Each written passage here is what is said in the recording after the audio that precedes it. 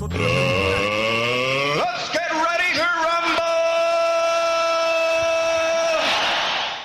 Ok, familia, buenas noches a todo nuestro querido público allá en Nueva York, en Los Ángeles, California, y a través de toda la linda cadena que tenemos a través del internet de 2 estaciones de radio. Estamos en vivo y a todo color a través de Radio Centroamérica desde Los Ángeles, California, y www.lmbroots.com desde el Boogie Down Bronx, allá donde está la segunda comunidad garífuna más grande fuera de Centroamérica. Allá en Nueva York se encuentra nuestra mayoría de gente escuchando. Bueno, tenemos mucha gente también aquí en la costa oeste de Estados Unidos a través de radiocentroamerica.com. Esta noche tenemos un invitado muy especial, como ya veníamos ofreciéndoles a través de nuestros postings, de nuestros anuncios a través de Facebook, en Ronnie Figueroa, al doctor Wilfredo R. Stokes Baltazar. Médico y cirujano, investigador científico guatemalteco, más de 25 años de ejercicio profesional de la medicina, atleta de alto rendimiento en baloncesto en el equipo Leones de Marte, seleccionado nacional, campeón centroamericano de judo. Y se le rindió homenaje en Puerto Barrios, Izabal, de parte de la municipalidad, donde le dieron el honor de ser reconocido como ejemplo para la juventud guatemalteca. Campeón centroamericano en judo, ha puesto en alto el nombre de Guatemala fuera de sus fronteras, campeón centroamericano de judo a más de 100K. En el año 2010, el Banco Industrial le hizo un reconocimiento como guatemalteco destacado, donde honraron sus contribuciones en el campo de la medicina y labor social. Sus contribuciones médicas son consideradas de alto impacto social. Gracias a sus aportes se pueden beneficiar cientos de miles de guatemaltecos. Ha trabajado en la difusión de medicina preventiva por medio de los diferentes medios de comunicación masiva a nivel nacional, quienes le han abierto las puertas para apoyarlo. Y bueno, esta noche una gran entrevista con el inventor guatemalteco, el doctor Wilfredo R. Stokes Baltazar. Vamos a hablar de todo un poquito. Vamos a tomar un minuto para saludar al doctor Stokes, quien está allá en la línea. Así es de que vamos a darle el 21 cañonazo de bienvenida esta noche aquí a Radio LMB Roots y Radio Centroamérica. El programa es Garífuna Music and Talk with DJ La Buga. Let's get ready to rumble.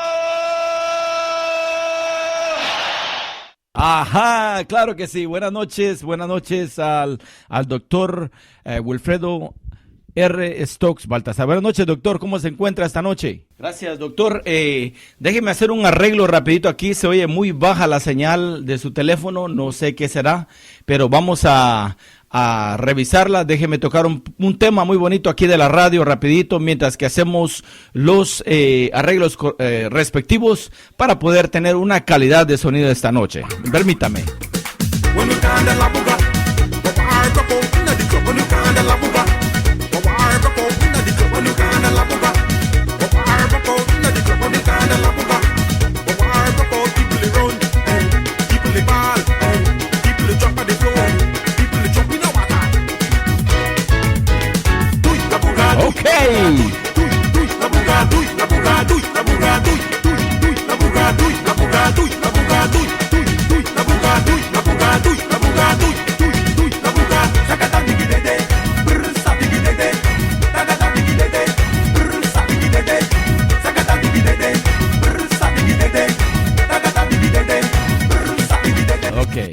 Ok, doctor, ahora sí vamos a hacer prueba de sonido nuevamente. Buenas noches, ¿cómo está? Muchas gracias. Como le decía, era un placer para mí poder dirigir a la comunidad prácticamente no solo afrodescendiente ni afrocentroamericano, sino que ustedes tienen un rating muy amplio que permite que muchas personas puedan escuchar la radio. Gracias, doctor. Estamos muy emocionados porque hemos venido hablando a través de una semana, un par de días por ahí, y realmente es sorprendente ver su currículum. Es algo muy lindo que realmente es incomprensible de que una persona de su calibre esté en un ambiente como en Guatemala, ¿no? Porque realmente hablemos la verdad, es un ambiente que ha estado muy hostil. Ahora, durante esta entrevista vamos a hablar un poquitillo de todo, así es de que, como dicen los mexicanos, vamos a hablar a calzón quitado, pero no tan así, ¿verdad? Muy bien, muy bien. Sí, desgraciadamente nuestro país está atravesando una crisis, pero es una crisis realmente estructural. Realmente, por increíble que parezca, este país aún no se ha podido independizar. Eh, los derechos humanos, por ejemplo, se le pueden otorgar a una persona, a una población, pero la persona tiene que saberlos, tiene que creerlos, y todo esto es lo que nos ha impedido demasiada tasa de analfabetismo. Tenemos los más elevados índices de inequidad de América en general. Estamos, creo que, en el segundo o tercer lugar de los países con mayor inequidad del planeta. Wow. Y todo esto pues hace que sea un poco compleja la vida por acá. La corrupción es galopante, es increíble. Una vez hablaba con una antropóloga que fue a buscar a mi clínica, ella trabaja en las Naciones Unidas, y le preguntaba yo, mire, ¿y usted por qué cree que pasa? ¿Cómo ve usted a Guatemala? Porque ellos son muy fríos para ver las situaciones. Y me dijo, mire, es un país con autoestima bajas. La señora me tuvo que decir más. Entonces, eso es realmente el mayor de los problemas. En Guatemala es increíble. Parece que estuviera planeado, que nos enseñan desde pequeños a que no podemos pensar. Una educación pésimamente diseñada o a propósito diseñada para que la gente no quiera estudiar, cara, obsoleta, Sí. y en todos los sentidos mala.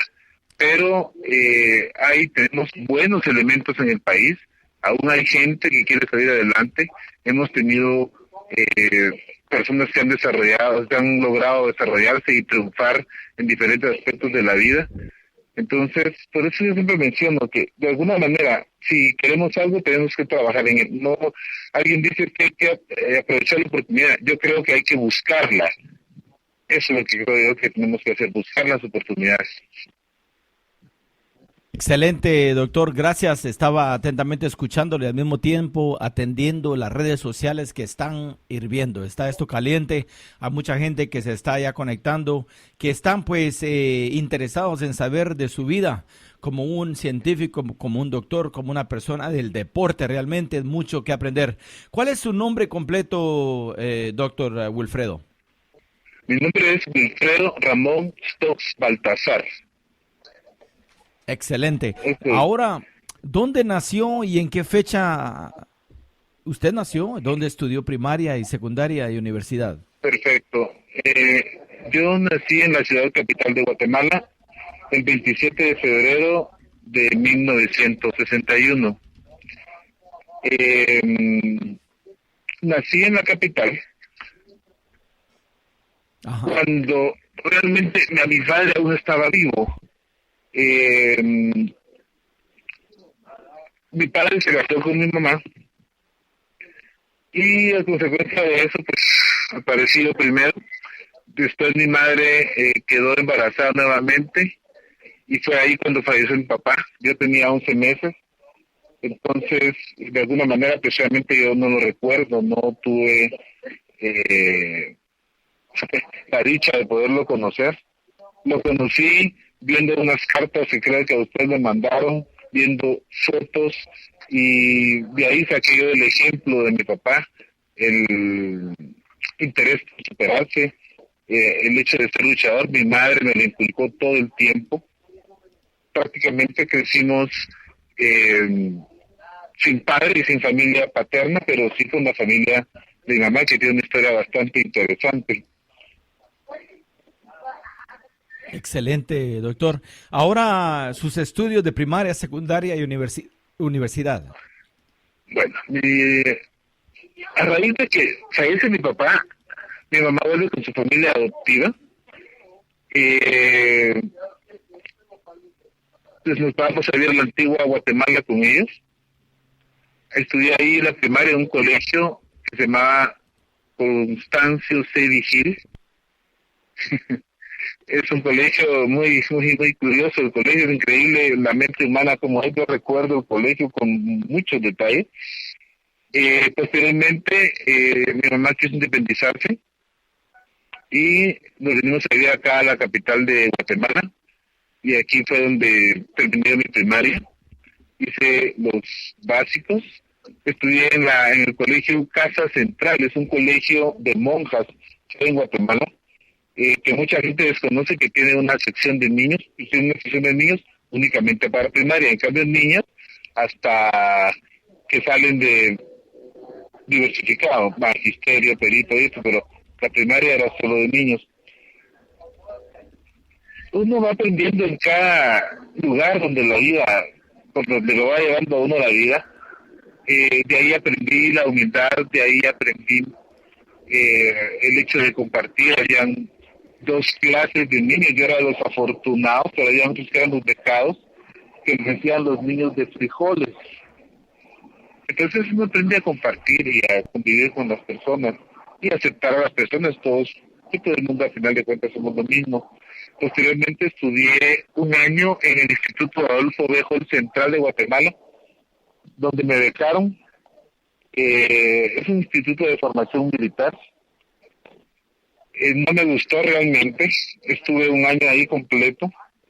Luego a mi mamá le dijeron que estaba muy pequeño de edad, en un colegio privado, porque la directora era su amiga, y le dijo: mire, el niño tiene 12 años, o sí, 12 años, se repita el año. Mi mamá dijo: está bueno usted. Bueno, dije yo, Wow. yo no quería. Aún con todo y eso, logré graduarme de un instituto que se llama Rafael Landívar, y entré a la universidad a los 17 años de edad. Wow. O sea, hubiera podido. Yo siempre me dolió mucho el hecho de que mi mamá me hiciera repetir, porque le dijeron que estaba muy pequeño. De niño en el colegio, en primaria, le decían que no podía pasar a primero porque yo era muy pequeño también. Hasta que yo le dije: mamá, eso me cuenta ella, ¿no? Si me mandas al colegio otra vez, yo ya no voy porque ya lo sé todo. Entonces ella dijo: bueno, Wow. pónganlo en primaria, en primero para probar, y fui el abanderado de la clase. A la gran. Después, como le digo, me hicieron repetir primero porque estaba muy pequeño, primero básico. Cuando entramos a la Facultad de Medicina éramos 2000 y fracción, incluyendo alumnos repitentes, y yo era como el tercero más pequeño de la promoción de edad. Afortunadamente, tengo que confesarle algo. Yo era algo haragán. Yo no fui un alumno muy dedicado solo cuando era abanderado, y después yo pienso que afecta mucho a las maestras, pero sí algo haragán y algo educado, pero un poco rebelde quizás. Ajá. Mientras tanto, en la universidad tuve la dicha de poder destacar. No perdí absolutamente ni un año ni nada, y logré a los 23 años salir de médico. A los 19 años tuve mi primera relación con una ex señora, ex esposa, es llamadora, y tuvimos un bebé. Toda la gente decía: él nunca se va a graduar porque todos los que están en la universidad y tienen un hijo o dos ya nunca se gradúan. Entonces, Wow. algo que me enseñó mi mamá, y lo aprendí mucho de ella, es que en cada uno debe ver los problemas como un desafío, como un reto, como una meta, como un muro que tiene que traspasar. Entonces yo lo hice y no tuve ningún problema con eso. Creo que el éxito, y esto tal vez es importante para la gente, a veces alguien no puede ir muy bien en el colegio, pero tal vez porque las clases no le gustan o no son de su interés. Es increíble que a usted lo quieran enmarcar. Entonces tenemos el ejemplo de Einstein, que a su mamá le decían: que era un niño muy estúpido y que nunca iba a poder terminar, que quizás apenas tal vez terminaba la primaria. Y Albert Einstein, ¿quién fue Albert Einstein? Uno de los principales genios que ha tenido la humanidad. Se trata simplemente de que los intereses tal vez no son afines o a veces van un poco adelantados, entonces se aburren. Sí, Pero es bien importante nuestra comunidad latinoamericana, nuestra comunidad afrodescendiente, son comunidades muy inteligentes y eso está probado, pero tenemos que creer en nosotros mismos. Eso es lo más importante, que tenemos que creer en nosotros mismos, tenemos que creer que podemos hacer las cosas. Gracias, doctor, por eso. Audiencia linda, estamos en vivo y a todo color esta noche con el famosísimo doctor científico, el doctor Wilfredo R. Stokes Baltasar, directamente desde Guatemala vía telefónica. Este es su programa semanal de Garifuna Music and Talk with DJ La Buga. Estamos en vivo a través de Radio Centroamérica en Los Ángeles y www.lmbroots.com desde el Bronx, Nueva York. Casa de la segunda comunidad más grande garífuna fuera de Centroamérica. Así de que estamos en una tremenda entrevista con una persona que yo admiro mucho, que ha sufrido también como guatemalteco y que realmente tiene las agallas de estar trabajando en Guatemala, viviendo en Guatemala y haciendo historia y haciendo ciencia y realmente compartiendo sus conocimientos con la humanidad.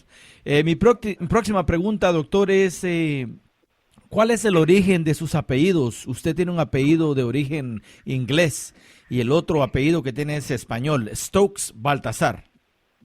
Correcto. Mire, eso es algo interesante que me tomó tiempo comprender. Resulta que el apellido Stokes es inglés. Entonces, esto quiere decir que, por ejemplo, mis abuelos paternos entraron a Guatemala de Jamaica. Ellos vinieron a Guatemala para laborar para la United Fruit Company. Oh, sí, sí. A eso se debe el apellido inglés. No porque sean ingleses, obviamente, pero sus ancestros han de haber sido esclavos de los ingleses, porque realmente ver negros en América, si uno busca su línea de descendencia, la mayoría tuvieron que pasar por el periodo de esclavitud, excepto los garífunas. Correcto. El apellido de mi mamá es Baltasar, como el rey mago, le digo a las personas para que me lo escriban bien, porque así, ese sí se lo saben. Excelente. Entonces entró mi mamá, sus papás, pues fueron ellos y siempre fueron libres. Que incluso escaparon, hablan, según yo no tengo toda la historia, pero al parecer, parte de lo que yo entiendo es que dicen que a unos los pusieron en barcos sin timón y los enviaron de castigo porque se habían rebelado.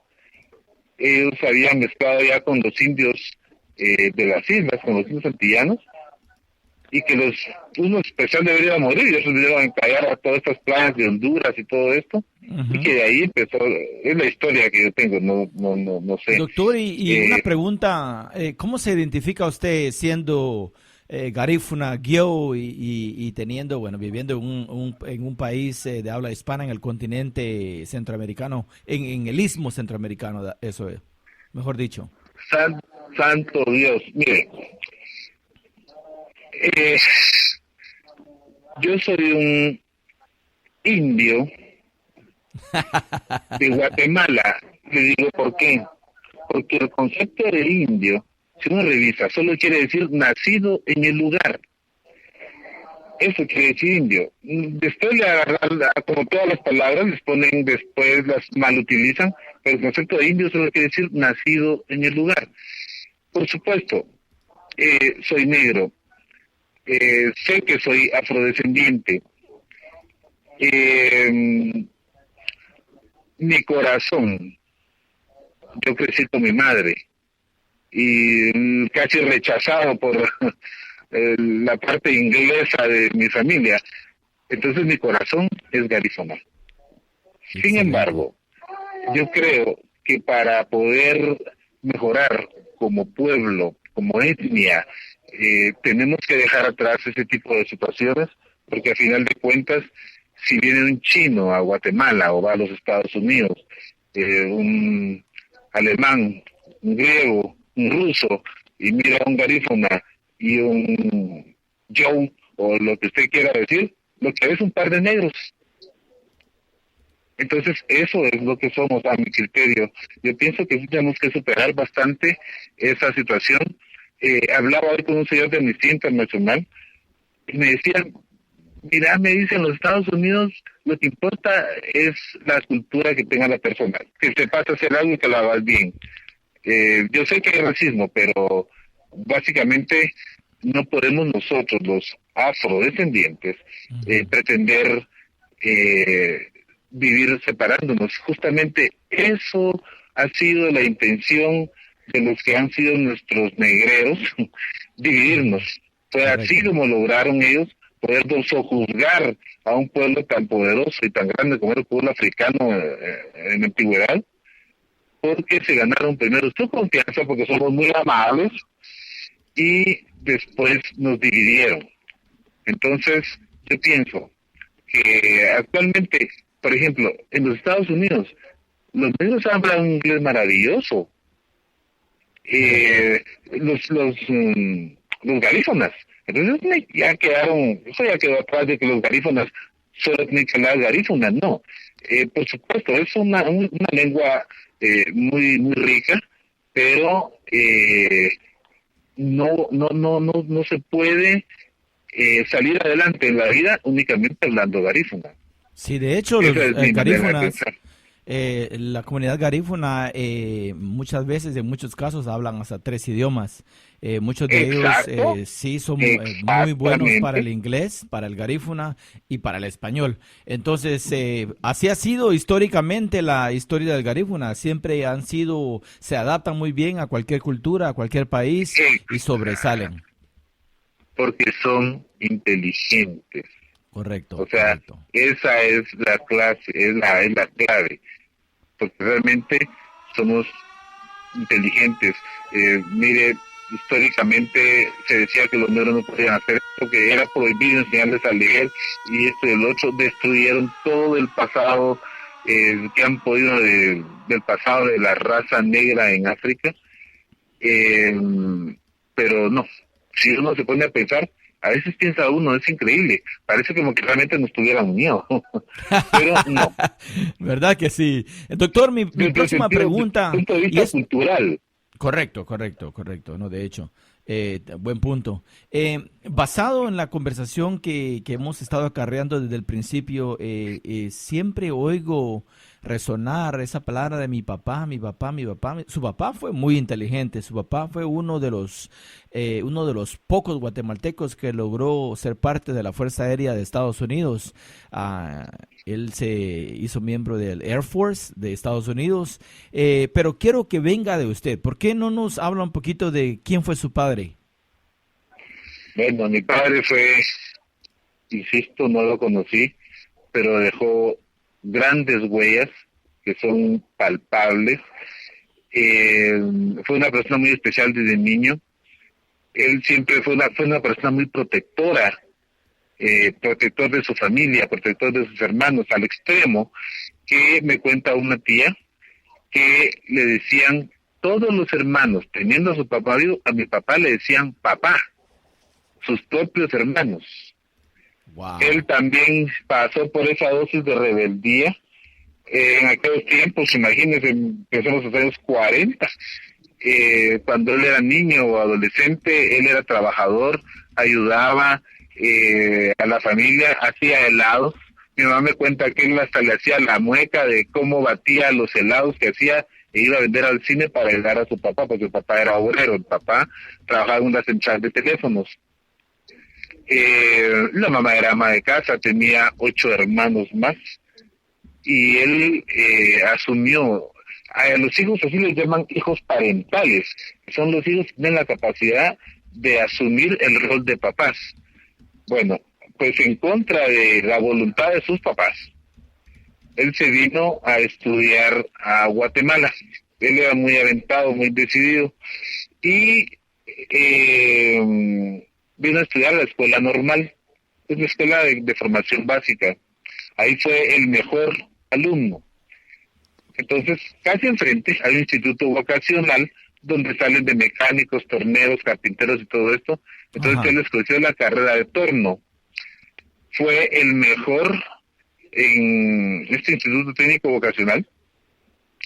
Y a los primeros, me parece que a la fecha, a los primeros y a los mejores los mandan becados a la escuela de aviación para aprender mecánica de aviones. Posteriormente ahí fue el mejor nuevamente y terminó estudiando en México. Más mecánica, como especializándose en mecánica de aviación, y ahí parece que fue donde lo contactaron y le ofrecieron, porque han de haber visto las ganas del volar, que ya volaba hasta solo. Entonces, fue como consiguió entrar, me imagino, becado, a la Academia Lackland, en Texas, en los Estados Unidos, donde en el año de 1959 fue declarado, y creo que usted ya debería de tener ahí las imágenes de unas revistas viejas, pero es lo que tenemos, que lo declararon el mejor piloto extranjero de ese año en la Fuerza Aérea Norteamericana. Entonces, imagínese, él cuando era pequeño, cuando era niño, hacía piñatas en forma de avión. Wow. Y él siempre quería volar. Siempre. Entonces su vida era, su vocación fue volar, hasta que lo logró. Lastimosamente, él regresa acá, porque aquí estaba su esposa y su hijo, ¿no? Uh-huh. A casarse con mamá. Después, bueno, tiene su primer hijo, y él estaba sirviendo en la Fuerza Aérea de acá, me parece que a partir de 1960. Era el mejor piloto nacional, pero lastimosamente en un confuso incidente, a él le dan la orden de salir del puerto de San José hacia la capital un día que hay una gran tormenta y todo. Guatemala no está en guerra con absolutamente nadie ni nada, pero el asunto es, y su avión estalla sobre un pueblo que se llama Palín. Parece que él todavía, cuando vio que el avión estaba mal, se estaba destruyendo, logró sacar el avión para que no cayera en el pueblo, y se fue a estrellar, y finalmente mi mamá me cuenta, lo que encontraron de él cabía en una caja de zapatos. Wow. Cuando yo me gradué de bachiller, yo no soy amigo de las joyas, ¿no? Pero mi mamá me dijo, mira, te tengo que comprar una mía. Entonces yo le dije, no, quiero la mía de mi papá. Y es increíble, don Ronnie, el anillo estaba como que hubiera martillado. Wow. Como que lo hubiera martillado, no había desecho. El anillo, la piedra estaba deshecha, todo. Pero total, lo usé un tiempo y como yo todo lo pierdo, yo creo que mi mamá, si yo le digo la Virginia, lo ha de tener escondido. Porque sabe que yo todo lo pierdo. Pero sí, mire, yo donde quiera que voy, siempre encuentro más de alguien que me cuenta cosas buenas de mi papá, cosas muy buenas. Era una persona muy sana, como insisto, muy protector de las personas, muy jovial.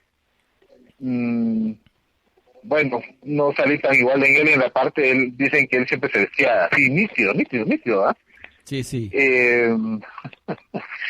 Entonces, esa es la historia de mi papá. Es lo que ha inspirado mi vida. Como le digo, yo le apuesto que si ahorita voy a Puerto Barrio, si voy a Escuintla, si voy a cualquier lugar donde hayan viejos de ese tiempo, me hablan de mi papá y me hablan bien. Él era abstemio, no tomaba licor, no fumaba, no tenía ningún vicio. Y eso es lo que yo puedo decirle de mi padre. Wow, gracias, doctor. De alguna manera sus sueños quedaron truncados, murió a los 26 años, dejando a mi madre embarazada de mi hermana. Yo tenía 11 meses. y así es como inicia mi vida. O sea, prácticamente yo no tengo recuerdos de mi padre. Wow. Gracias, doctor, por haber compartido esto, algo muy lindo. Realmente es más bello compartirlo que Sí, realmente sufrir o estar triste, ¿no? Por los recuerdos que él dejó, pero yo creo que celebremos el día de hoy lo astuto, lo inteligente, lo que motivaba a su papá a ser la persona que llegó a ser. Realmente estamos celebrando el día de hoy una entrevista donde estamos dándole un amplio marco para poder platicar con el doctor Wilfredo R. Stokes Baltazar. Estamos en vivo y a todo color, audiencia linda, a través de Radio Centroamérica y de lmbroots.com desde Nueva York. Así es de que estamos en cadena de costa a costa desde Los Ángeles, California hasta Nueva York a través de 2 estaciones por internet. Estamos también con una sintonía total en el Bronx, en Chicago. Bienvenido a todo ese público lindo de Chicago, desde Houston, una comunidad muy grande guatemalteca, garífuna, allá en Houston. Un saludo para Chilo Castillo, ya que va a estar celebrando sus 60 años la próxima semana aquí en Los Ángeles. Y también pues queremos recordarles de que el día de hoy, a partir de las 8 de la noche, dentro de media hora, vamos a tener el reporte semanal con Budari Palacios directamente desde Nueva York. Así es de que después de esta entrevista vamos a hacer un break a las 8, a tomar un pequeño descansito a las 8 de la noche para conectarnos con Budari Palacios para que nos dé el reporte. Luego volvemos a llamar a Guatemala para reconectarnos con el doctor Wilfredo R. Stokes Baltazar, quien continuará con la entrevista. Así es de que seguimos entonces, doctor. Muy fascinante la historia de su padre, pero hablemos de su mamá. Su mamá muy inteligente, una enfermera profesional, una persona muy, muy dedicada, como todos ustedes, como usted, como su hermana, como su hermano, deportistas dedicados a la medicina. Cuéntenos de su mamá. ¿Quién es su mamá? mi mamá se llama Virginia Baltasar Martínez, ahora viuda de Stock. Tiene ahorita 78 años. eh, Está más o menos bien de su salud. Ella nació en el municipio de Livingston, allá por los años de 1937. Eh, Parece que tiene una familia un poco numerosa, que empezaba a ser numerosa, y por razones del destino, terminó siendo adoptada por una señora que tenía mucho dinero, que acababa de perder a su esposo. Entonces ella se fue de temporada con su primo, que era el gobernador de Livingston en ese tiempo, Uh-huh. y ella estaba muy triste y dice que miraba a una niña que llegaba todas las noches todas las mañanas, perdón, a ver el mar. Entonces parece que ella estaba algo enferma, la niña, ¿no? Y habló con el padre, y el padre le dijo, bueno, es lo mejor para que ella pueda estar un poco mejor, y la dio en adopción. De esa razón, mi madre vino aquí a vivir con una familia de posición de clase alta, donde la trataron afortunadamente como un miembro más de la familia. Sus hermanos, sus medio hermanos, vamos a decir, o hermanas, no sé cómo llamarlos, ya Uh-huh. eran grandes, eran ahí un montón de años, pero todos la quisieron mucho, la respetaron mucho, la cuidaron, y así fue como mamá fue creciendo. Su salud mejoró, y tuvo las oportunidades que tiene una señorita de clase alta, pero ella decidió estudiar enfermería. Eh, Salió de secretaria también, pero le encontró que su vocación era la enfermería, llegando a ser una de las mejores enfermeras del Hospital Roosevelt en esa época. Ahí fue cuando me cuenta ella que conoció a mi papá. Aquí a Wow. los militares les dicen cuques. Es un apodo militar. Los cuques es una palabra común guatemalteca. Entonces me cuenta ella que cuando él la vio la primera vez y todo, y empezó a chulearla y todo, mi mamá le decía, ay, qué cuque tan espantoso, le decía para que no la molestara a mi papá. pero no cabe duda que tan espantoso era que se enamoró locamente de él. Mi mamá es una persona especial. Tal vez algunas personas saben de eso, de la cuestión de los signos, pero ella es signo Acuario. ¿Y cómo son los signos Acuario? Son personas muy inteligentes. Muchos son los que, dicen que la mayoría de los Acuarios son los que ganan los premios Nobel. Perdón, la mayoría de los premios Nobel son ganados por Acuarios. Entonces son personas que son muy inteligentes, muy observadoras, que viven, dicen a veces, a años luz del mundo en que están. Entonces por eso son capaces de descubrir cosas y lograr tener buenos trabajos, aunque son liberales. Mi mamá es así. Ella fue una persona, nunca más se volvió a casar. Muy trabajadora, entregada totalmente a su trabajo y a su casa. Yo pienso una madre así es un orgullo. Ojalá muchas mujeres modernas lograran entender de que a una mujer se le juzga de alguna manera por los hijos que tiene, que la influencia paterna es muy importante, pero si el papá es malo y la mamá es buena, los hijos salen buenos. Ahora, si el papá es un santo y la mamá es mala, los hijos generalmente tienden a tenerse más fácil. Y eso se debe a que la influencia materna es la más poderosa sobre el ser humano, porque es la que le da a uno de mamar, la que lo soba, la que lo cambia. Uno escucha la voz de la mamá cuando está embarazada. Wow. Cuando está dentro de la panza de la mamá, los bebés escuchan la voz de la mamá. Entonces, eso sí, de mamá, una mujer muy luchadora, trabajó sin cesar, porque nosotros éramos pequeños. Ella no quería, o sea, la familia de ella, o sea, lo que eran mis abuelos, mis padrinos también, la apoyaron, pero ella siempre fue muy orgullosa. Y por ese motivo fue que dispuso salir de la casa del antiguo, que teníamos una casa de ricos, ¿no? Ajá, correcto. Pero a la casa que mi papá había comprado. En ese tiempo la había tenido alquilado un tiempo, la había terminado de pagar y terminó todo. Y en cuanto pudo, dijo, nos vamos. Yo siempre la admiré y respeté mucho por eso, porque ella me contaba, ese no era nuestro mundo. Yo quería que viviéramos en nuestro mundo, lo que yo les puedo dar. Ustedes son mis hijos. Se iba a veces en la noche, tenía que velar, y nosotros a veces habían muchachas, ¿no? O sea, personas que ayudan en las casas. Ajá. Y a veces no había, mi mamá se iba casi que llorando. Y me cuenta ella que un día le dije, mira, no te preocupes, hace caso que estamos solitos en el mundo. Entonces yo agarraba a mi hermana cuando tenía 8 años y ella 7, y nos echábamos una gran vuelta en bus para llegar al colegio, que era en la zona 1 de la capital. Y acarreando yo a mi hermana nos íbamos. Un día le conté a mi mamá que el bus se había descompuesto en la terminal, que es bastante lejos del colegio donde estaba. Y yo agarré a mi hermana y nos venimos caminando hasta la zona 1. Mi mamá me cuenta que cuando yo le conté, se sentó y se puso a llorar amargamente. Wow. Porque, imagínese, ¿cómo podía imaginarse ella? Recuerdo que nos daba, no había mucha plata.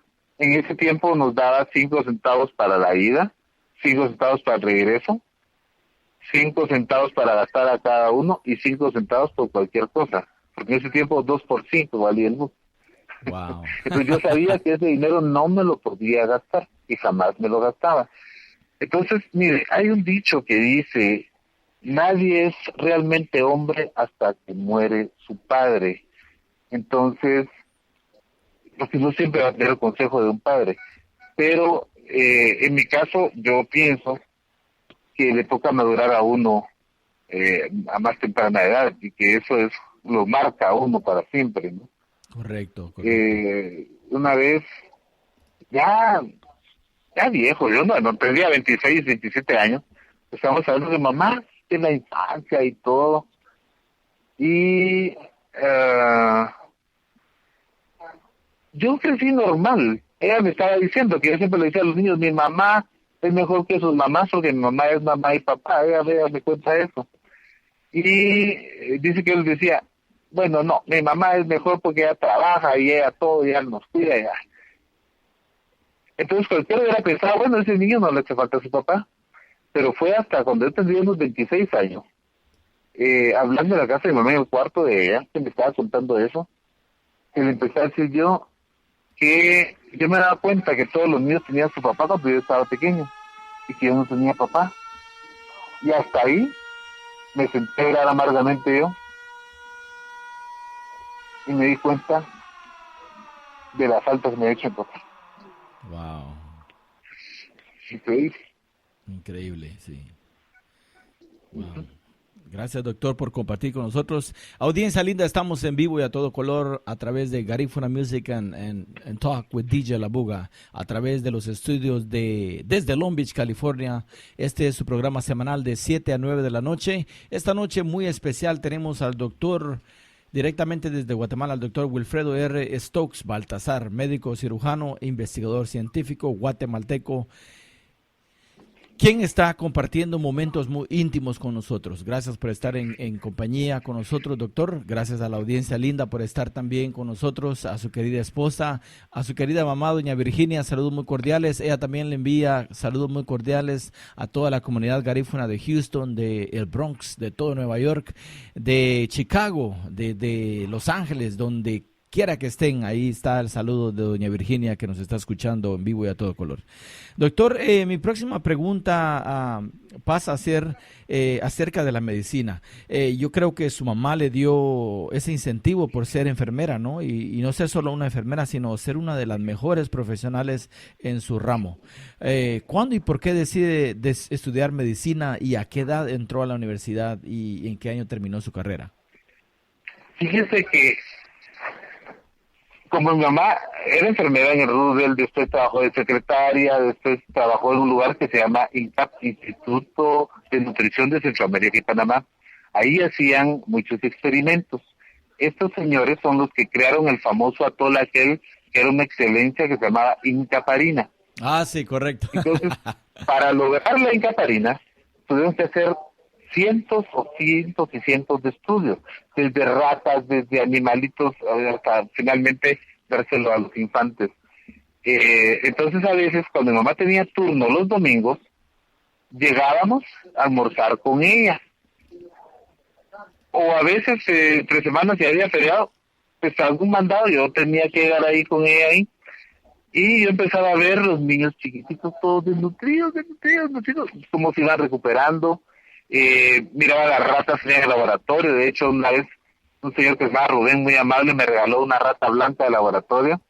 Yo me la casi suavería la rata, por Dios santo. Pero ahí el olor, a mí me gustaba el olor de ese lugar.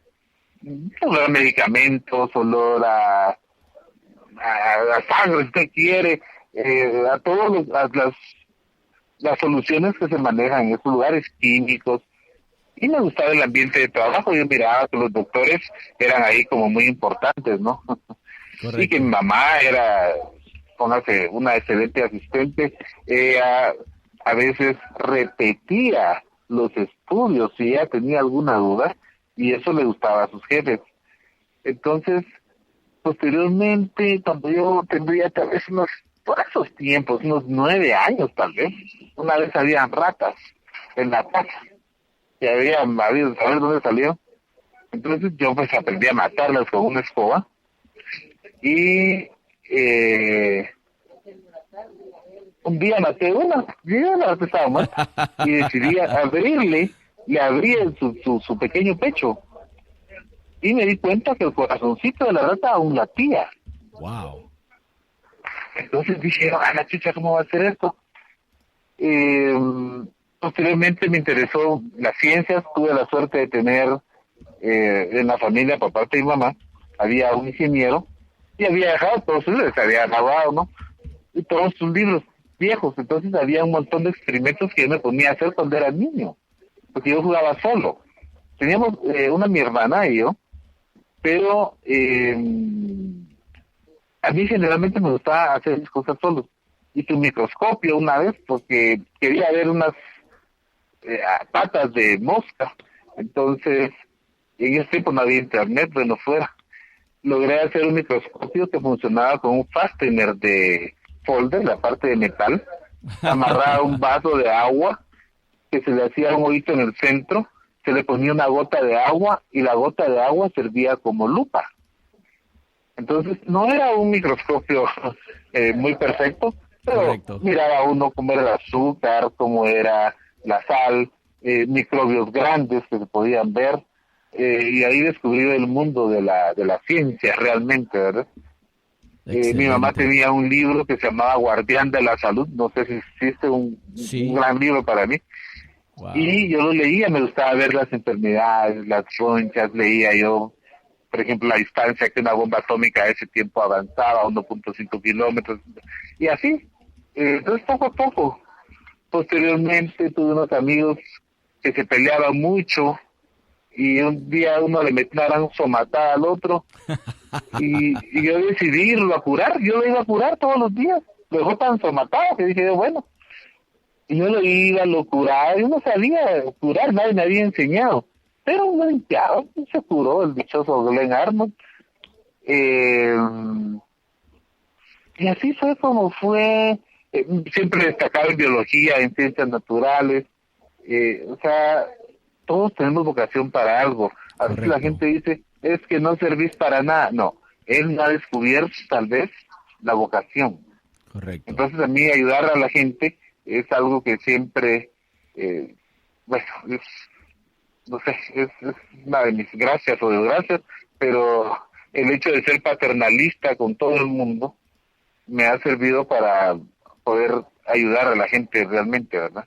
Wow. Y bueno, Excelente. entonces yo dije, bueno, medicina es mi carrera, y entré a los 17 años a la universidad y terminé a los 23 años. Eh, Trabajé unos 6 meses para una empresa y finalmente decidí poner mi propia clínica en el departamento de Livingston. Ah, Livingston es un pueblo bello, un pueblo tranquilo, con gente sana. Eso no quiere decir que no tomen licor, ¿verdad? Pero gente sana, sí, gente sí. sana, gente buena, gente sincera. Entonces, ese fue mi primer contacto con los garífonos. Eh, Me apreciaron bastante. Yo apreciaba a cada paciente. La primera vez que puse en mi clínica, mi mamá decía, Willy, por Dios santo, ya deja de repetir la misma cosa del paciente. Y me decía, solo falta que vayas a la casa de cada paciente a dar la medicina en la boca. Porque yo me quedaba pensando, ¿será que se la va a tomar? ¿Será? Tenía 23 años, ¿no?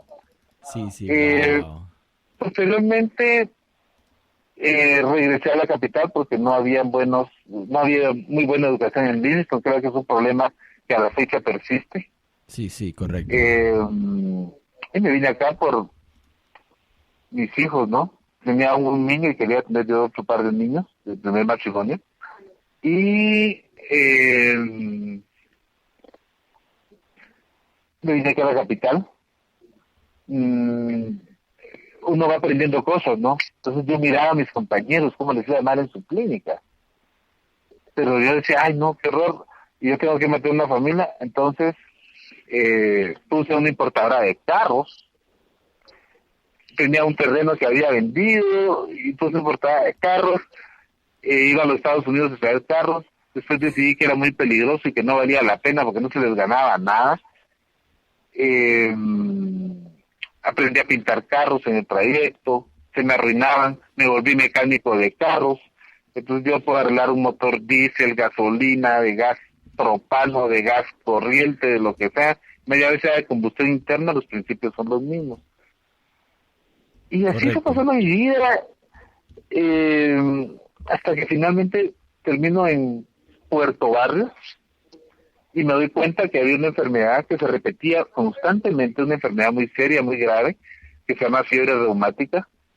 Es una enfermedad que empieza entre 5 y 15 años, es el debut de esta enfermedad, pero puede tardar toda la vida. Wow. Y empieza con una infección de la garganta, mal tratada o no tratada, a veces puede ser muy leve la infección. No le da a todas las personas, no se trata de entrar en pánico, pero sí le da en Guatemala, del 7 al 12% de las personas que tienen una infección de la garganta van seguramente a desarrollar esta enfermedad. ¿Cómo se manifiesta esta enfermedad? Afecta a los huesos, digamos niños con dolor de huesos, que desgraciadamente los llevan al pediatra y el pediatra muchas veces erróneamente les dice son dolores del crecimiento. Los dolores del crecimiento casi podríamos decir que no existen, y máxime cuando se trata de artritis que son recurrentes. Cuando ya un dolor de una articulación es recurrente, o sea, se repite en el tiempo, y en esta enfermedad que tiende a cambiar de lugar, es muy fácil reconocer la enfermedad cuando uno la sabe, porque los niños empiezan con dolor que a veces pues la rodilla, un piecito, las manos, la espalda, y siempre están cambiando, pero a veces puede ser muy grave y la gente, los niños, a veces no se pueden levantar de dolor. Esta enfermedad también afecta el sistema nervioso central.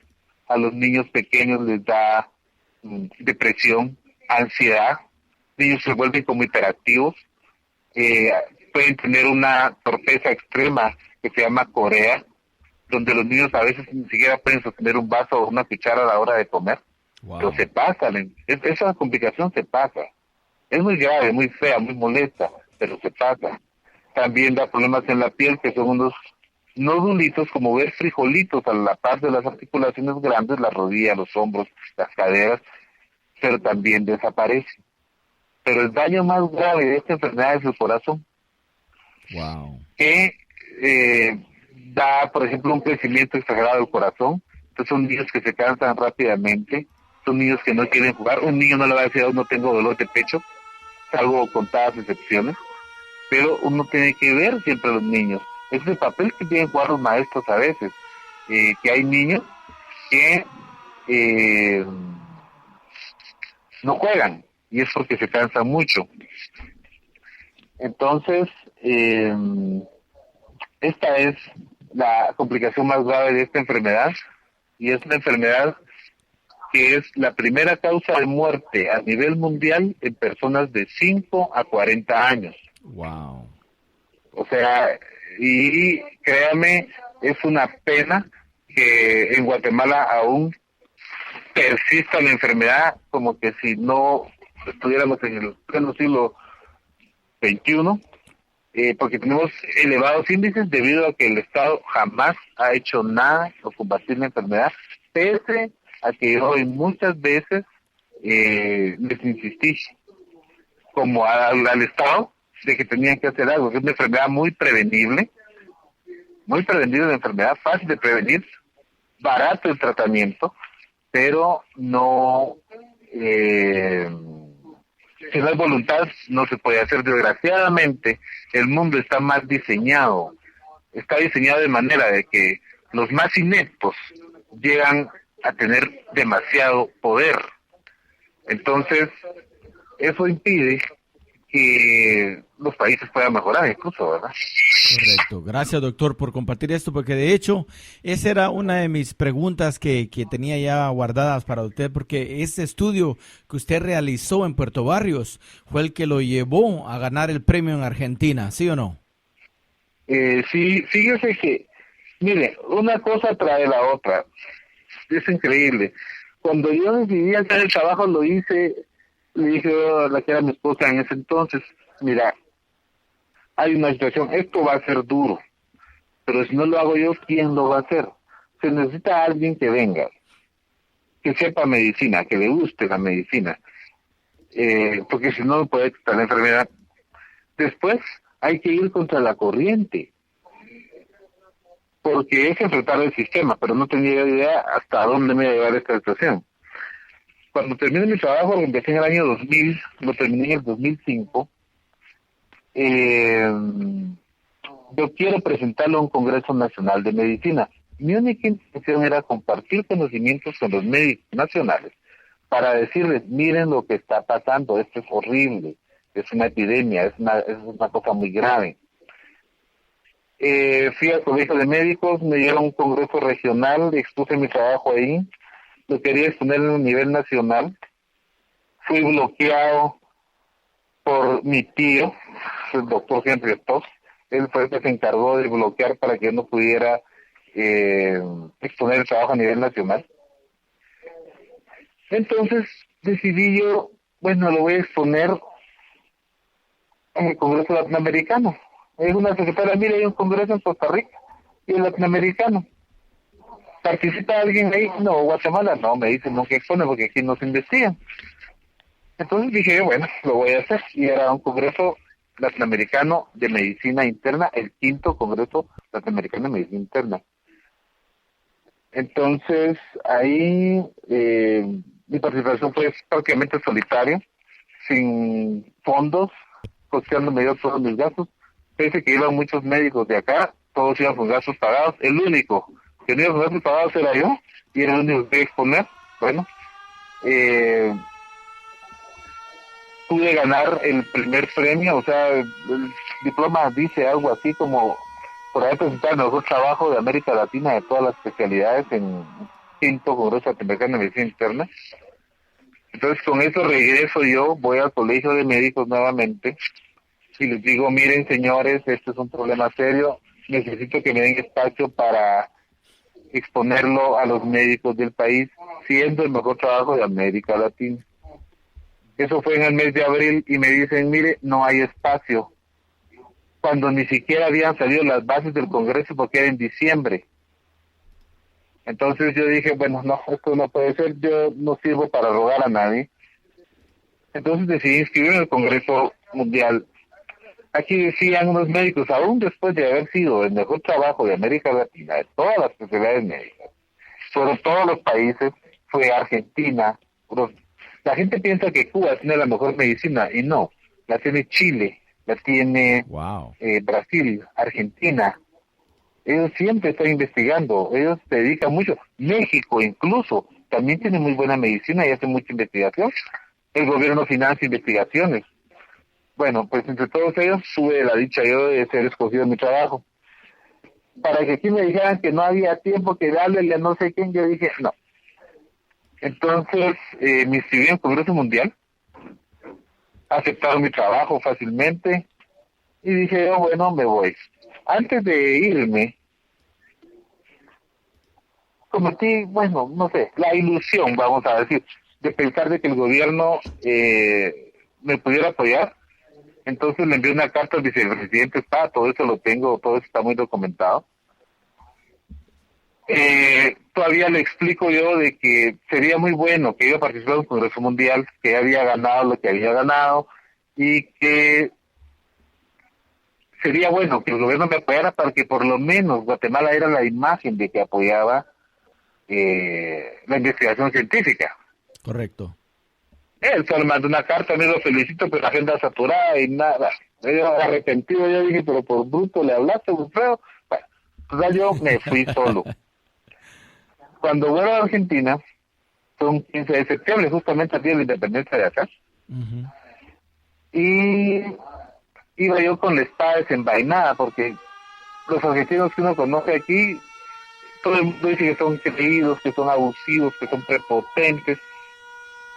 Yo iba con la espada desenvainada, porque dije, bueno, yo no me dejo de nadie. Mire, sorprendido, don Ronnie.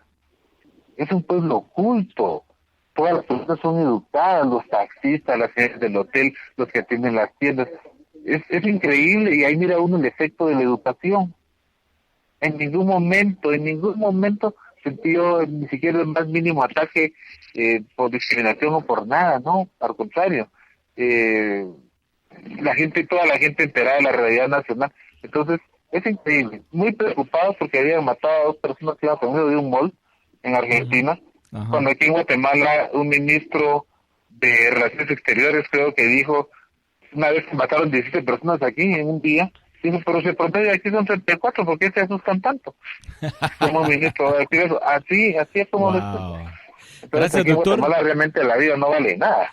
Gracias por compartir. Vamos a tomar un pequeño descanso ahorita mientras que hacemos la conexión para Nueva York. Muy interesante, damas y caballeros, audiencia linda. Tenemos en vivo y a todo color al doctor Wilfredo Stokes Baltazar, médico y cirujano, investigador científico guatemalteco, más de 25 años del ejercicio profesional de la medicina, atleta de alto rendimiento en baloncesto. Y todo esto pues vamos a hablar porque tenemos mucho de qué hablar con el doctor Wilfredo Stokes Baltasar aquí en su programa Garifuna Music and Talk with DJ La Buga. Gracias, doctor. Vamos a colgar y luego les vamos a llamar dentro de 15 minutos mientras que hacemos la conexión para Nueva York. Así es de que estar en sintonía, tanto usted, tanto su esposa, tanto su querida mamá, doña Virginia, que le enviamos saludos hasta Guatemala, y también a toda la audiencia linda que están ya en sintonía. Tenemos casa llena en todos Los Ángeles, sintonía total, allá en Nueva York también sintonía total con la comunidad garífuna. Gracias, doctor, y regresamos con usted en 15 minutos. Okay.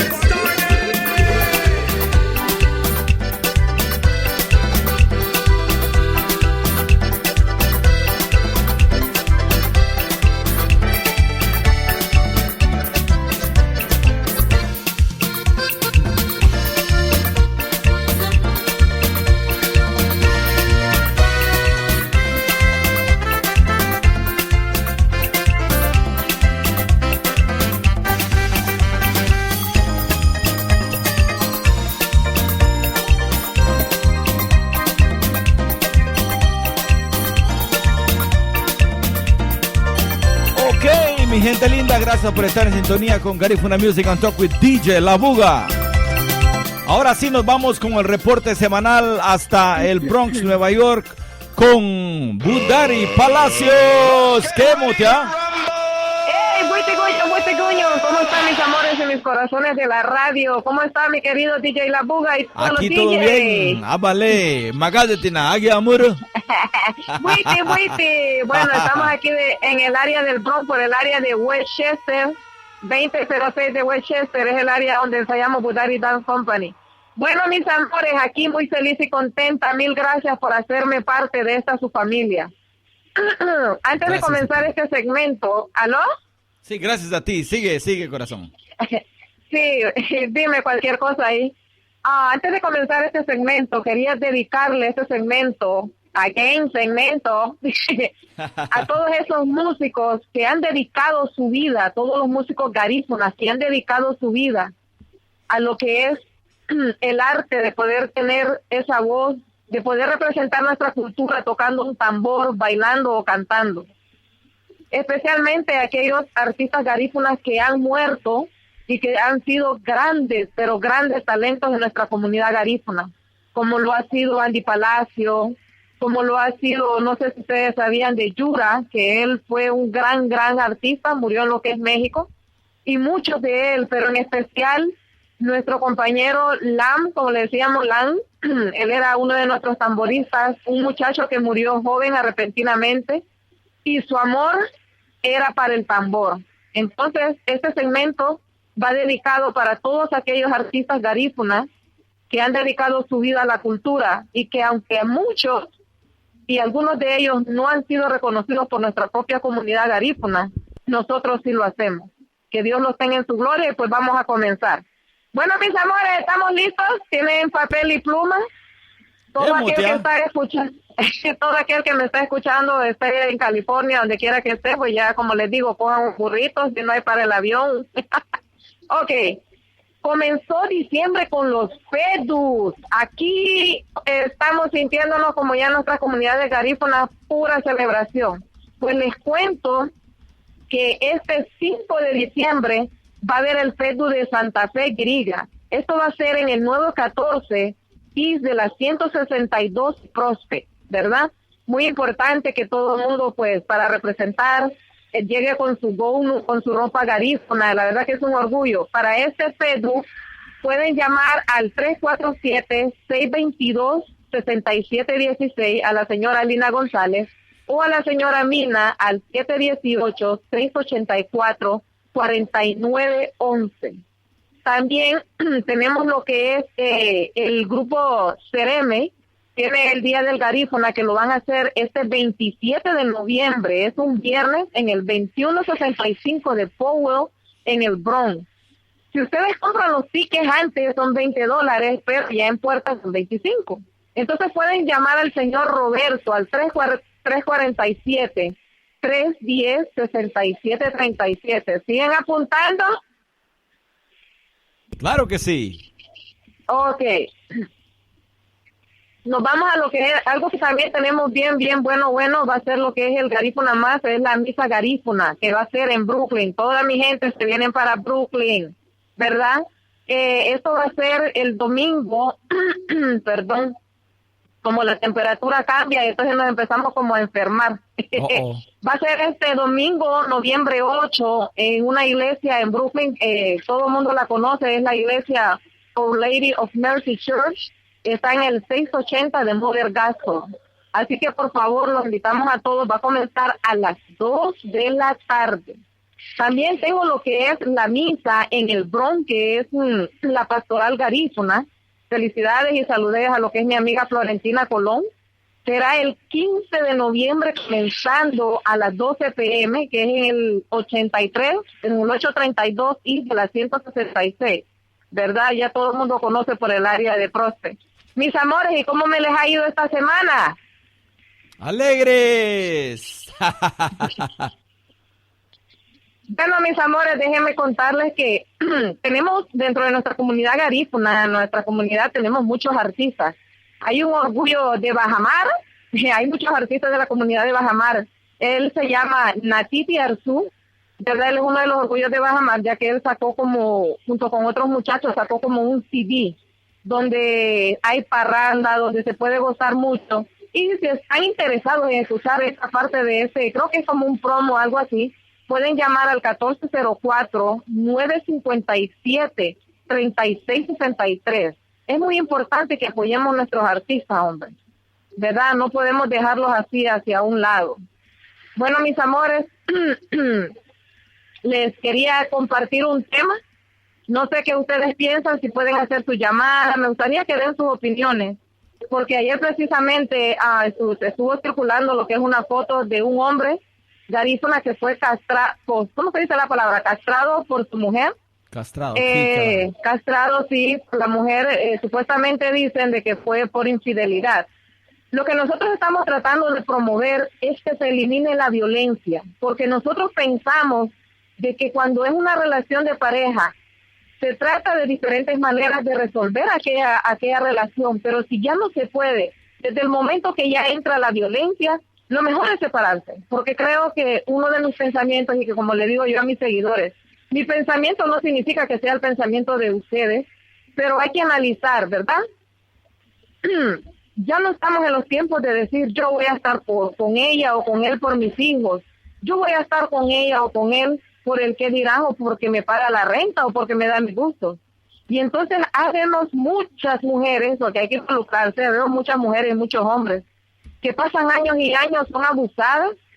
Está la violencia doméstica, en sí lo que es violencia, tanto que ha llegado al motivo de castrar a un hombre. Entonces, para los tiempos que estamos, todo aquello que la gente ve, a veces la gente repite y de peor manera.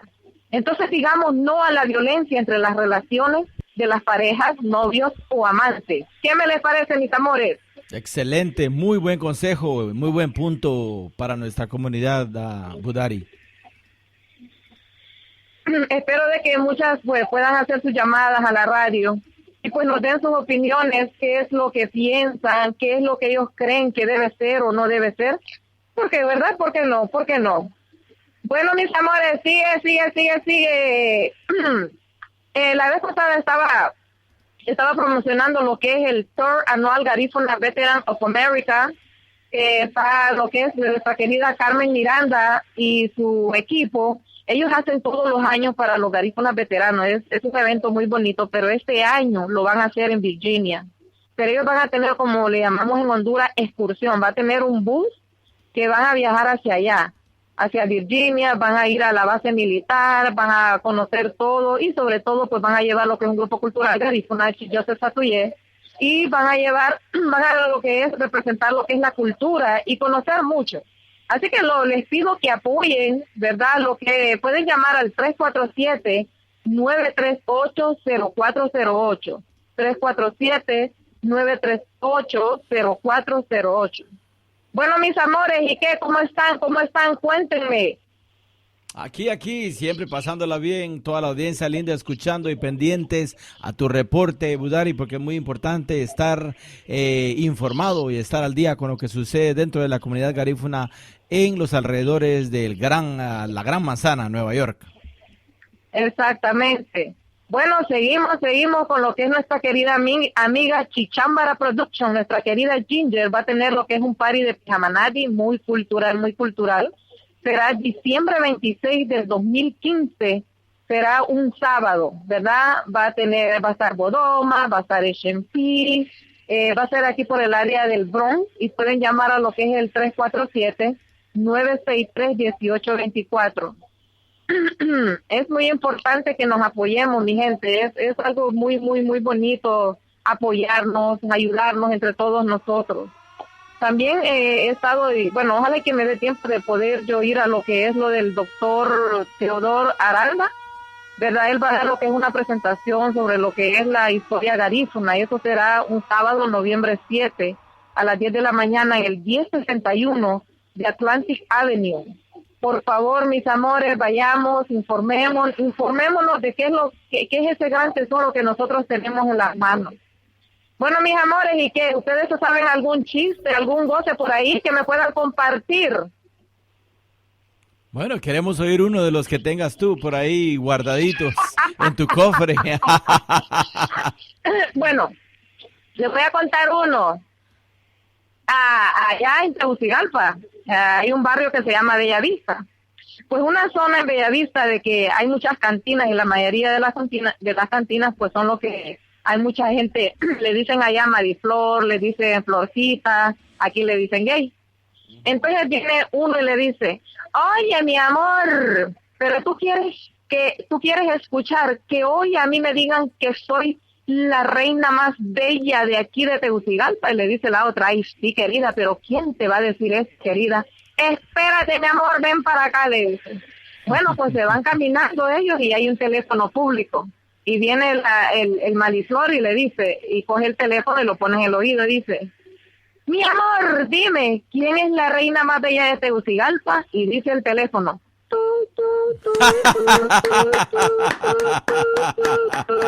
Aplauso para Budari. Claro que sí. Tremenda. Ay, sí, mis amores, hay que darle vida. Bueno, también me queda todavía tiempo, avísame, porque ando aquí en Nueva York, somos express, no dormimos, trabajamos los 7 días, 24 horas. Wow, un minuto más. Ajá. Ok, solamente quiero decirle a todos nuestros seguidores que por favor apoyen la radio, apoyen a DJ La Buga, la ¡organización que está teniendo! Un fuerte abrazo, California, todo mi Honduras, Tegucigalpa. Gracias. Por favor, ¿podrían decirme a qué hora este programa lo pueden escuchar nuestra gente de Honduras? Porque todo el mundo me está preguntando, ¿cuál es el horario? Sí, ¿Cuál es el horario? En Honduras estamos a 2 horas adelantadas. Entonces, en Nueva York empieza a las 10 de la noche. Aquí en Los Ángeles a las 7, Nueva York a las 10. Entonces, Honduras sería aproximadamente a las 9 de la noche. Ok. Entonces, bueno, pues estamos mis amores. 7, 9 y 10. Ok, 7, 9, 10. Los quiero mucho, los adoro. Nos vemos el próximo miércoles.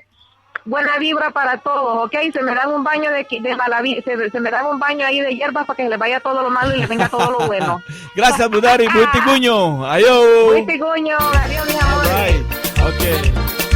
Bye.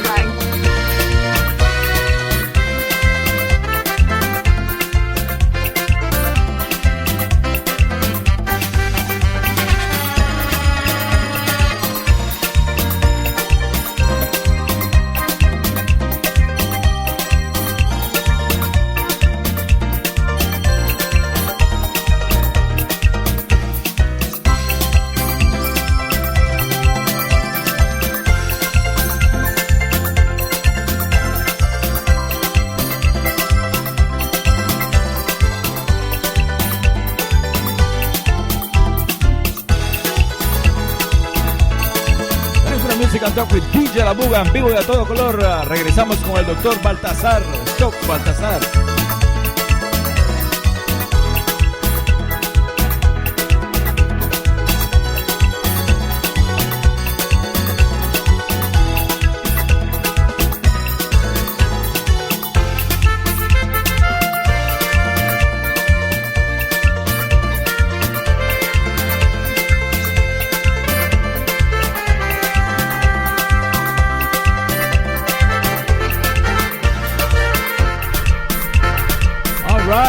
Ladies and gentlemen, we're back. Estamos de regreso con Garifuna Music and Talk with DJ La Buga.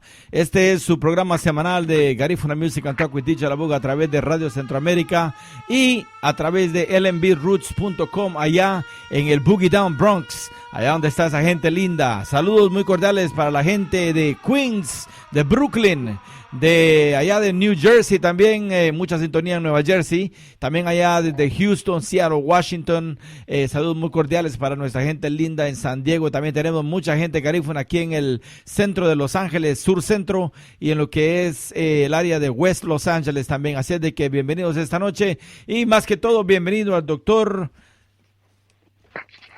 Wilfredo Stokes Baltazar, médico y cirujano investigador científico guatemalteco, quien está con nosotros a través de la vía telefónica con una tremenda entrevista muy personal, algo muy lindo, y un agradecimiento muy cordial y de todo corazón para el doctor por haber aceptado esa entrevista para estar con nosotros y compartir con cada uno de nosotros y nuestra audiencia linda los pormenores de su vida, todos los logros que ha habido a través de 3, 4 generaciones ya, desde Jamaica hasta las fincas bananeras allá por la United Fruit Company, en donde su papá nace y se hace y crece en la ciudad capital, se une a la Fuerza Aérea, se casa con la señora Virginia, que es garífuna y él es guio. Entonces forman una familia muy única, muy especial.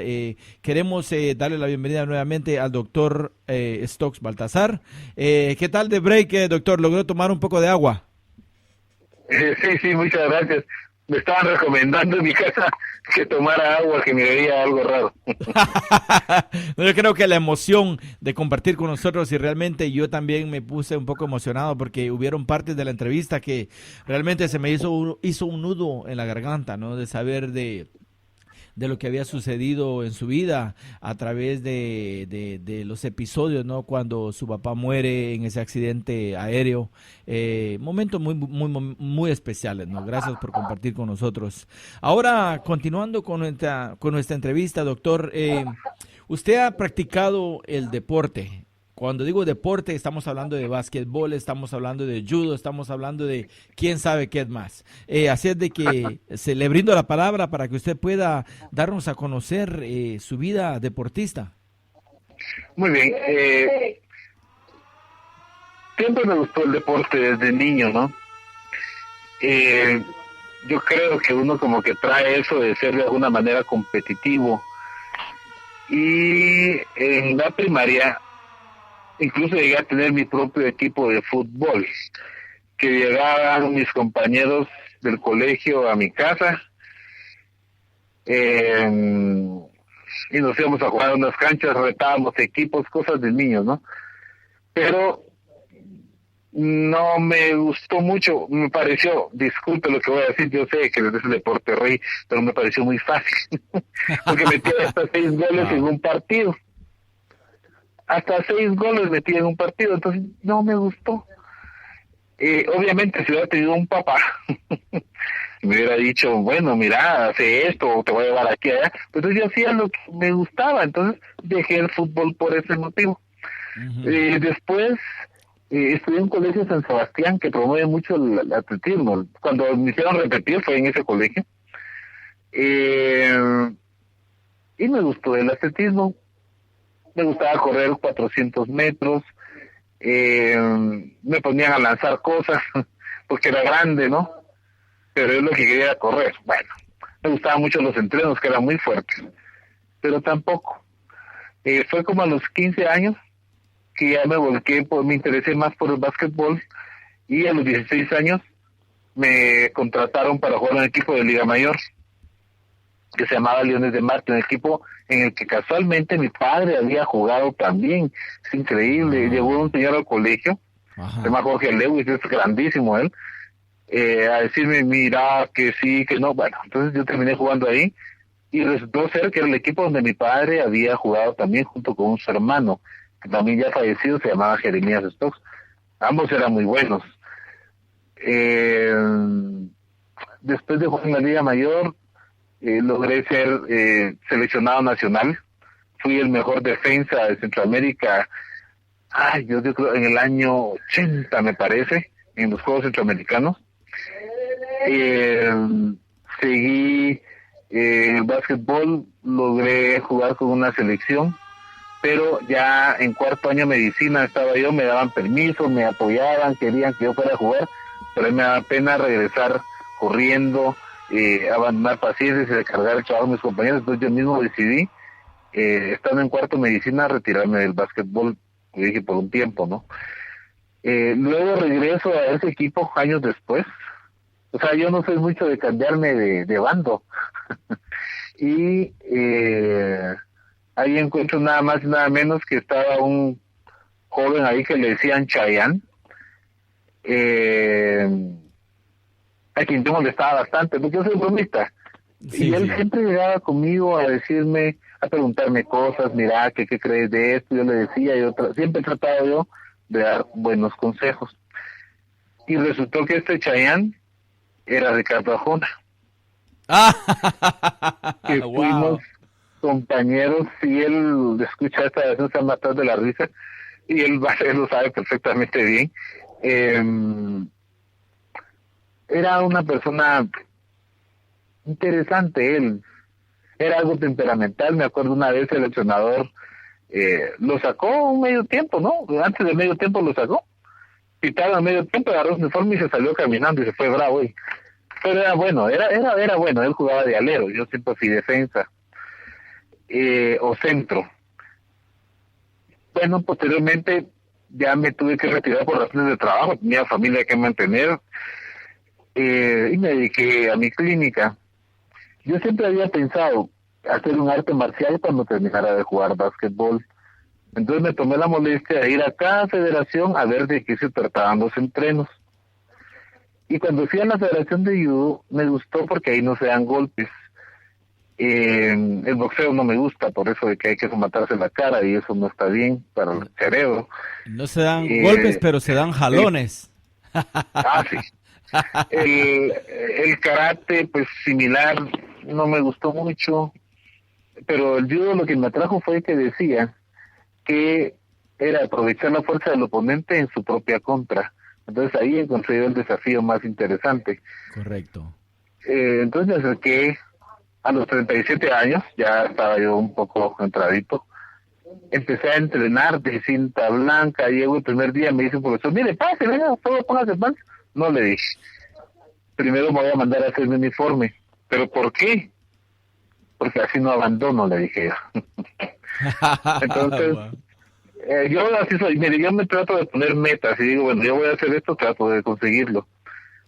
Entonces ahí poco a poco fui aprendiendo, fui escalando, gané un torneo departamental, después un torneo regional, después fui campeón nacional, después ya me pusieron a la selección, empecé con un segundo lugar y después logré llegar a ser campeón centroamericano en los Juegos Centroamericanos, en la categoría de más de 100 kilos, que puedo decirles, no sé si les veo alguna foto ahí, que tengo a un tipo que está acostado abajo de mí, y si compara el tamaño de mi pie con el tamaño del pie del otro, se ve un piezote, me llevan hasta 150 libras, pero el Wow. judo está diseñado para que una persona pequeña pueda dominar a una persona grande. Obviamente, un judoka grande contra un pequeño, pues va a ganar el grande, porque los dos conocen las mismas técnicas, entonces ya se vuelve como cuestión de fuerza. Pero me parece muy interesante, es como deporte, es fascinante, es un arte marcial, de alguna manera es un modo de vida. Ahí se promueve mucho la paz. Los judokas que conozco, en su mayoría son muy buenos amigos y son personas muy tranquilas, porque resulta ser que de las artes marciales el judo es la más letal, por lo menos de las que se practican a nivel olímpico, que a nivel olímpico sería solo comparable al jiu-jitsu, pero el jiu-jitsu tiene técnicas que no se pueden usar en competencias porque se quebrarían los huesos. En cambio en el judo pues solo se les tiran un poquito. Pero un deporte fascinante. Tuve la oportunidad de viajar, de conocer personas. Le puedo comentar la pelea más inspiradora de mi vida que vi yo en judo fue en un fogueo, una señorita de Colombia contra una señorita de El Salvador. se estaban dando pero como leonas, duro. Y de repente empecé a notar que una de las señoritas se agarraba la mano y se hacía y seguía queriendo luchar. Cuando terminaron me llamó el médico de la selección de Salvador y me dice, vení, me dice. Y la señorita tenía los 2 huesos de fuera en su antebrazo izquierdo, quebrada, y siguió peleando. Entonces yo dije, pucha, qué coraje. Entonces, la gente de judo tiene mucho coraje. Solo mira, ahorita no es hablar de política, pero el señor Putin, el presidente de Rusia, es cinta negra de judo. Entonces, la gente de judo tiene una peculiaridad. El judo no es un arte para agredir, a diferencia de otros. Es un arte defensivo, donde usted tiene que aprovechar la fuerza y la intención del otro en su contra. Entonces, la gente generalmente es pacífica y eso es lo que produce las peores lesiones.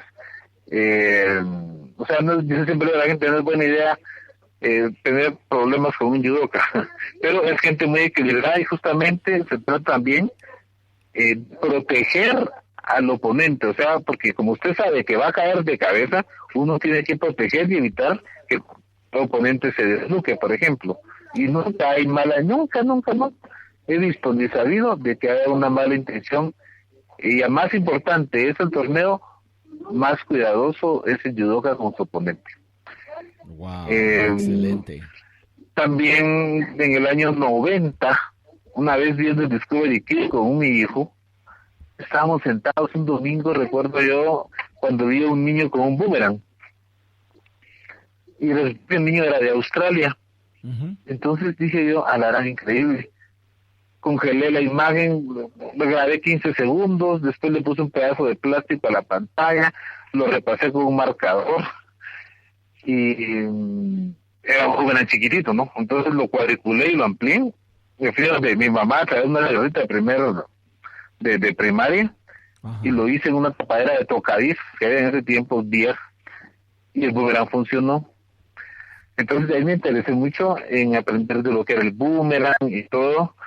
Y incluso lo estuvimos promoviendo ahí como deporte, pero por mis múltiples quehaceres con la medicina pude quedar únicamente como un joven, pero tenemos unos videos ahí en YouTube que los han visto de todo el mundo. Antes salí del lugar de donde lo miraban, pero lo miraban en todo el mundo, y tengo cientos y cientos de correos de personas que se mostraban muy interesadas con el deporte del boomerang. El boomerang es un deporte que tiene la ventaja de que se practica solo y de que ayuda a relajarse.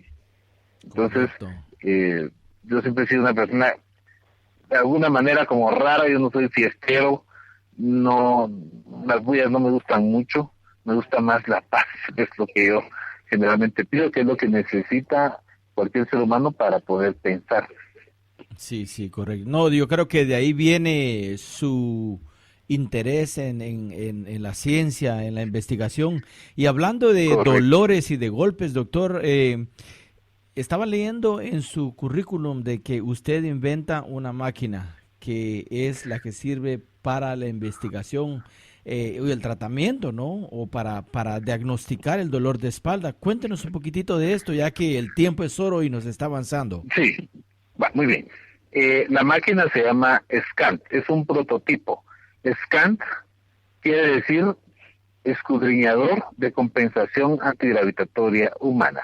¿Qué es lo que hace este dispositivo?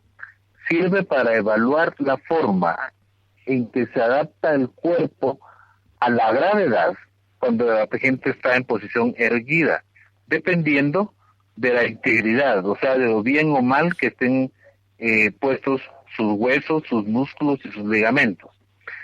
En español y sencillo, más o menos podemos simplificarlo para decir que analiza la postura humana, erguida. Bueno, esta máquina surge a consecuencia de un estudio de 7 años que realicé acerca de el dolor y síntomas relacionados con la columna vertebral, que es el nombre del estudio. Resulta que me di cuenta después de ver todas las publicaciones que se publican, las publicaciones serias y formales a nivel mundial, termina diciendo la OMS de que el dolor de espalda no es una enfermedad, que no es un síndrome, que no se relaciona con nada, que solo es un dolor, que posiblemente por una contracción muscular. Dice la misma Organización Mundial de la Salud de que los síntomas pues, son relativamente pocos, dolor en las piernas, dolor en los brazos, dependiendo de las vértebras que estén dañadas. Dicen que para hacer el diagnóstico de la enfermedad, los rayos X no sirven, las resonancias no sirven, las tomografías no sirven, los potenciales evocados no sirven, los electromiogramas no sirven. Entonces, si uno lo mira fríamente, como médico, yo sé que algunos médicos posiblemente están escuchando, el dolor de espalda es un tormento para los médicos porque no se sabe qué hacer. La gente, que a todo el mundo le duele la espalda, dice la OMS que al 95% de las personas del planeta les duele la espalda en una época de su vida. Yo incluso tengo la tesis de que el otro 5% tiene molestias relacionadas que nunca va a asociar a la columna vertebral. Wow. Entonces, digo yo, bueno, esto si lo seguimos viendo igual, vamos a estar nos topando en la pared. Entonces decidí hacer otro abordaje y empecé ahí sí que a desarmar la situación, que es un consejo que yo siempre le doy a los médicos, a los mecánicos. Cuando usted no tenga un diagnóstico razonable, tiene que desarmar. Entonces, empecé a estudiar otra vez fisiología, antropología, historia, biomecánica y un montón de situaciones para poder lograr otro punto de vista a lo que quería tener yo. Correcto. Y lo conseguí, y puedo decir lo conseguí por los resultados que logré diseñar un tratamiento que quita el dolor de espalda muy eficientemente, incluso en pacientes que han sido sometidos a cirugías y que han quedado peor después de la cirugía. Las estadísticas norteamericanas más o menos hablan de que de 100 personas que se operan de la columna vertebral, 80 quedan peor cuando se operan por dolor. Wow. Esto es grave, grave. 80 quedan peor. Europa presenta estadísticas similares. Por otro lado, dicen ellos que el 5%, del 5 al 10%, les toma 5 años para llegar a lo mal que estaban antes. O sea, después de una rehabilitación va a estar igual de mal que como antes de la operación, si tiene suerte. Y que mejoran del 5 al 10% de los pacientes que se operan. Por supuesto, estos incluyen tumores, fracturas y razones claras de cirugía. Pero la mayoría de pacientes no van a mejorar. Si ellos andan caminando, no necesitan cirugía. Pero no hay opciones. O por lo menos no opciones científicas y demostradas. Cualquier naturista, cualquier cuestión le ofrecen que lo van a intentar, pero nunca resuelven nada. Bueno, entonces yo diseñé un tratamiento que lo que hizo fue juntar técnicas de diferentes ramas de la ciencia, y el tratamiento funciona con una efectividad que le hablo de arriba del 95%, de una manera rápida. El paciente tiene una una reinserción a su trabajo, a su vida normal, mucho más rápido, sin las secuelas de lo que implica una cirugía.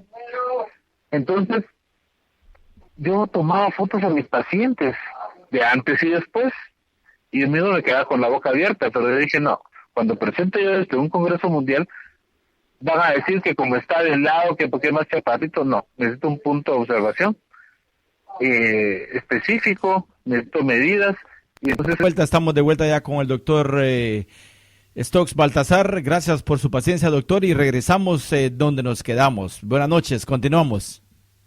Bueno, mire, realmente el scan, el tema que estábamos tocando, es una máquina que permite una evaluación que no existe actualmente. A los médicos, cuando nos forman, nos dicen que para ver la postura humana tenemos que colocar una polea, una polea colgadita del suelo, que por supuesto hay una línea horizontal, el paciente se para atrás y que ahí, pero no nos dicen usted va a ver esto y menos qué hacer. Entonces yo con mi trabajo científico logré determinar qué hay que evaluar y cómo se arregla. Entonces tenemos pacientes que están totalmente torcidos, para decirlo fácilmente, y se enderezan. Por ejemplo, es posible que la gente que tiene dolor de espalda crónico a veces recupera de 3 hasta 4.5 centímetros de estatura. O sea, no es que crezca, sino que una vara torcida es menos alta que una vara recta. Entonces lo mismo pasa. Al encajar las vértebras en su sitio y lograr relajar las fascias musculares, que son los que se encargan de la postura, entonces el paciente ya tiene una posición más descansada. El uso, otra situación que permite esta máquina es de que el paciente entiende fácilmente el examen. Cualquier paciente se mira, ya metido en la máquina, se le enseñan, le muestran los ejercicios y el mismo paciente se da cuenta de cómo está. Obviamente no con los detalles que uno tiene que explicarle, pero tiene una idea de lo que no tenía antes. Entonces le puedo mencionar, por ejemplo, participamos en un congreso internacional de ciencia y tecnología. Llegó una señorita modelo brasileña, muy alta, ella, rubia, linda, y se fue a parar a la máquina. Entonces se le tomaron sus registros y todo, y cuando se vio se puso a llorar, porque estaba totalmente escoliótica, eso quiere decir torcida hacia los lados, incluso estaba rotada. Wow. Esto se puede, y nunca se la habían dicho, ella padecía dolor de espalda a veces, y creía que porque era alta le tenía que doler la espalda. De hecho, el dolor de espalda es más común en la gente que es más de 1,70, pero no quiere decir que no es condición absoluta de dolor, sino que ya por los tacones ya hay muchos predisponentes de la vida moderna para padecer de dolor de espalda. Correcto. ¿Qué estamos haciendo actualmente? O sea, ¿qué tenemos? ¿Qué proyecto para esto? Para mí, lo más importante y lo que yo quiero, lo que vosotros quieren en el fondo, es poder comunicarlo a la comunidad médica internacional. Yo pienso que descubrimientos como este pueden marcar una diferencia en la vida de millones de pacientes en el mundo. Entonces, para eso se hace un estudio científico riguroso que ya está hecho. Debe ser aprobado, calificado, así como mi trabajo en la fiebre reumática. A mí me gusta, Nora, mi esposa, me dice, vos sos elitista, me dice ella. ¿Por qué? Le digo yo. Wow. Porque te gusta solo lo mejor. Entonces yo le digo, bueno, no podemos ser mediocres. Entonces yo quiero que mi trabajo sea aceptado o rechazado por la Asociación Mundial de Medicina, y es lo que tenemos en planes. Posteriormente va a haber que formar médicos para enseñarles el nuevo concepto. Y le decía a un paciente acá hace poco, mi mayor sueño es que en los libros de medicina de un futuro no muy lejano aparezca que un afrodescendiente, que un garífuna de Guatemala logró diseñar un nuevo tratamiento y un nuevo punto de vista que permite no solo que la gente no gaste dinero, que aumente el bienestar de las personas. Entonces, de ahí en adelante, el scan pues podría ser una lotería, si usted quiere, o qué sé yo, pero a mí lo que más me interesa es darlo a conocer. Entonces, ¿qué estamos haciendo? Que tenemos un proyecto, porque como nadie apoya aquí nada, más bien, bueno, nadie apoya nada. Ajá. Entonces, vamos a tener que autofinanciarnos como siempre, y para eso tenemos ahorita en estudio un proyecto para que vengan personas de diferentes países a curarse de la espalda acá. Tenemos muchos testimonios donde las personas hablan voluntariamente, se mira cómo van desde el primer día, cómo mejoran después de la primera terapia, de la segunda, cómo las mediciones van cambiando, y la gente queda maravillada. Entonces hemos tenido, justamente de California, de Los Ángeles, hemos tenido varios pacientes que han venido que les habían recomendado cirugía y se han recuperado. Tenemos pacientes de Texas, de Ohio y de Wow. Nueva York, que han venido a mi clínica cuando estaba en funciones, y se han ido pues muy satisfechos. Entonces, ese es uno de los proyectos que tenemos. Usted conoce más o menos Guatemala. Oh, sí, súper. De Bueno, costa a entonces costa, estábamos de pensando- frontera a frontera. Perfecto. Entonces estábamos pensando, considerando, por ejemplo, Livingston, pero tiene el inconveniente de que es muy lejos, para que llegaran pacientes de lejos, ¿no? Bueno, ahí le aprovechar llegarían el pacientes de turismo y Belice. todo. ¿Perdón? Ahí le llegarían muchos pacientes de Belice. Ah, sí, pero como hay gente de Argentina que quería venir, hay gente de Chile que quería venir, Ujú. y por diversas circunstancias pues ya no se pudo, pero eso está por reiniciarse el proyecto. Yo espero en enero, a más tardar en febrero, poder abrir ya una clínica que se va a dedicar a la espalda y a recibir pacientes vengan de donde vengan. Porque si algo estamos convencidos es de que el dolor de espalda es un azote realmente de la humanidad. Está mal diagnosticado, mal tratado, no hay opciones, la gente se desespera, gasta mucho dinero, la gente tiene miedo. Tenemos un video que tal vez mi esposa les puede mandar en estos momentos para compartirlo con ustedes acerca del scan. Entonces ahí se explica lo que la gente vive a diario, millones de gentes en el mundo cuando tienen dolor de espalda. Ya Entonces, tenemos los videos en nuestro perfil de Facebook. Ahí las personas que quieran verlo pueden pasar ahí a mi perfil de Facebook y ver la máquina Scan de creación del doctor Stokes Baltasar. Pues así está la situación. No sé, alguna otra cosa que... Sí, doctor, pasemos a la situación sociopolítica, lo que está pasando en nuestra bella Guatemala, lo que le ha sucedido a usted, lo que usted quiera hablar. Realmente no queremos preguntarle algo directamente. Usted tiene la libertad de decir lo que quiera decir de nuestra situación en nuestra bella Guatemala en estos momentos. Bueno, la situación de nuestro país ahorita es mala.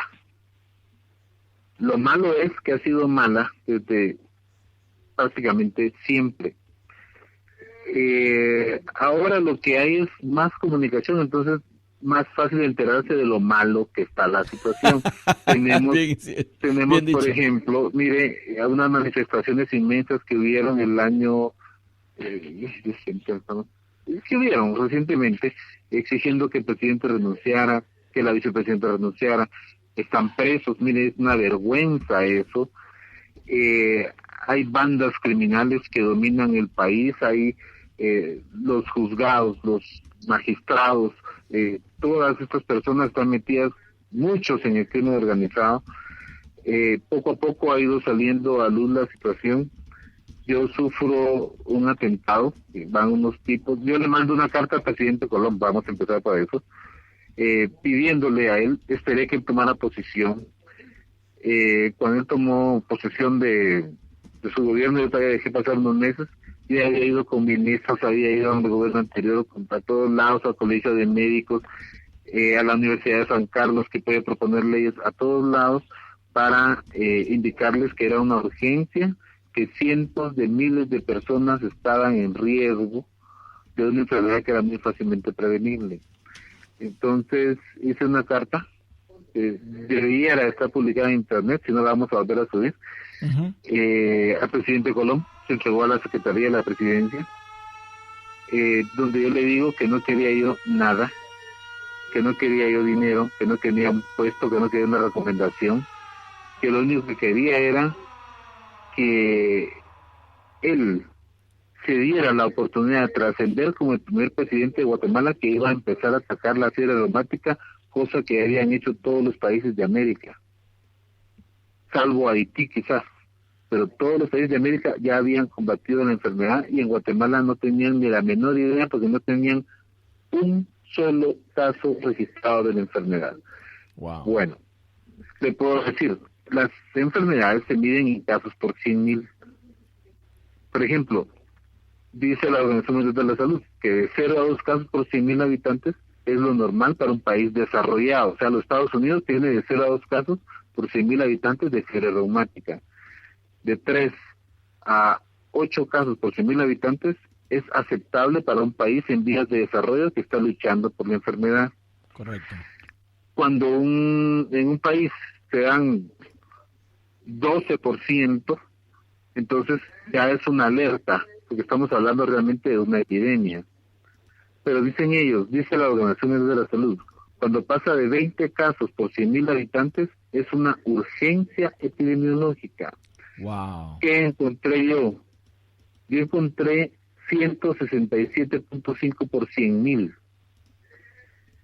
Wow. O sea, terriblemente más. Yo lo primero, cuando me di cuenta de esto, yo escribo a la Organización Mundial de la Salud y me mandan a decir, mire, nosotros tenemos idea de cómo está Guatemala, pero en Guatemala todas las políticas de salud han fracasado.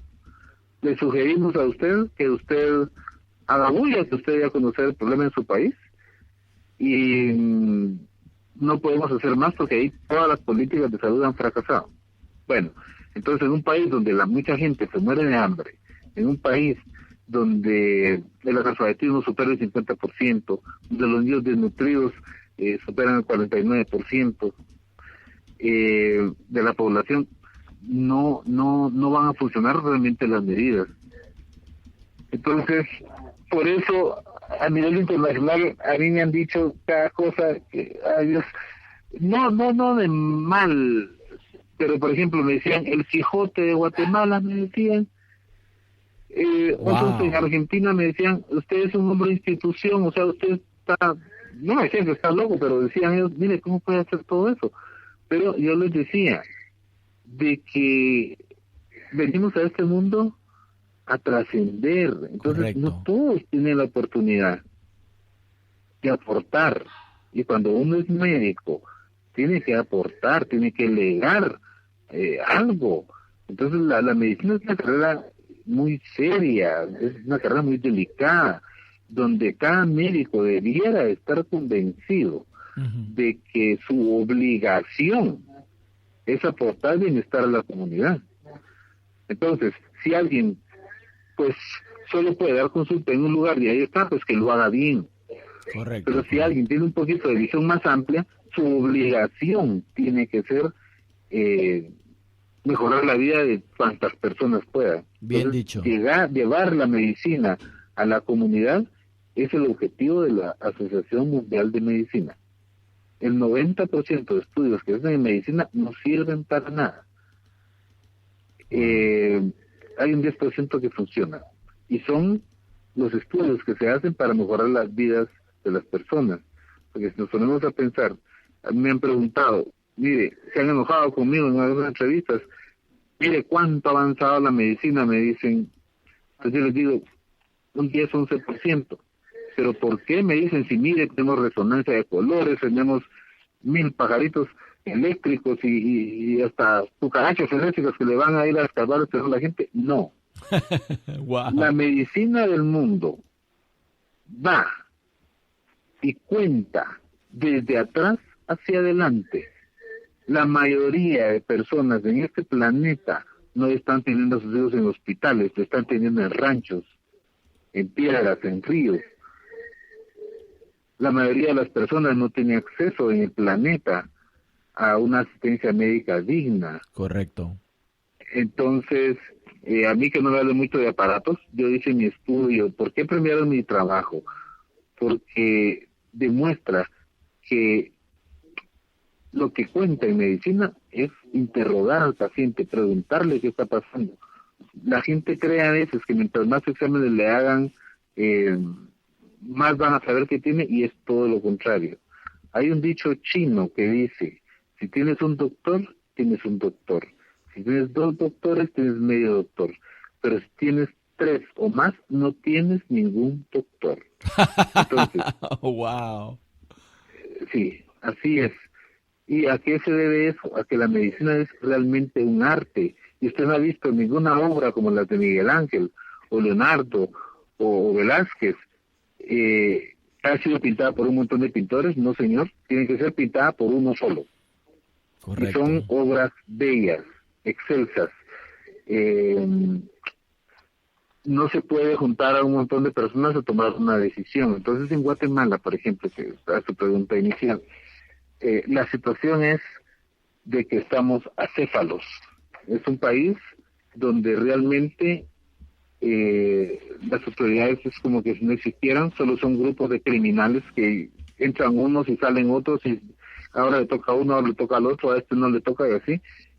Y tenemos una población sumamente ignorante, una población deprimida, una población que se pasa triste y atormentada. Sí, Los es medios de cierto. comunicación no hacen más que asustar a las personas, de darle más desesperanza a las personas.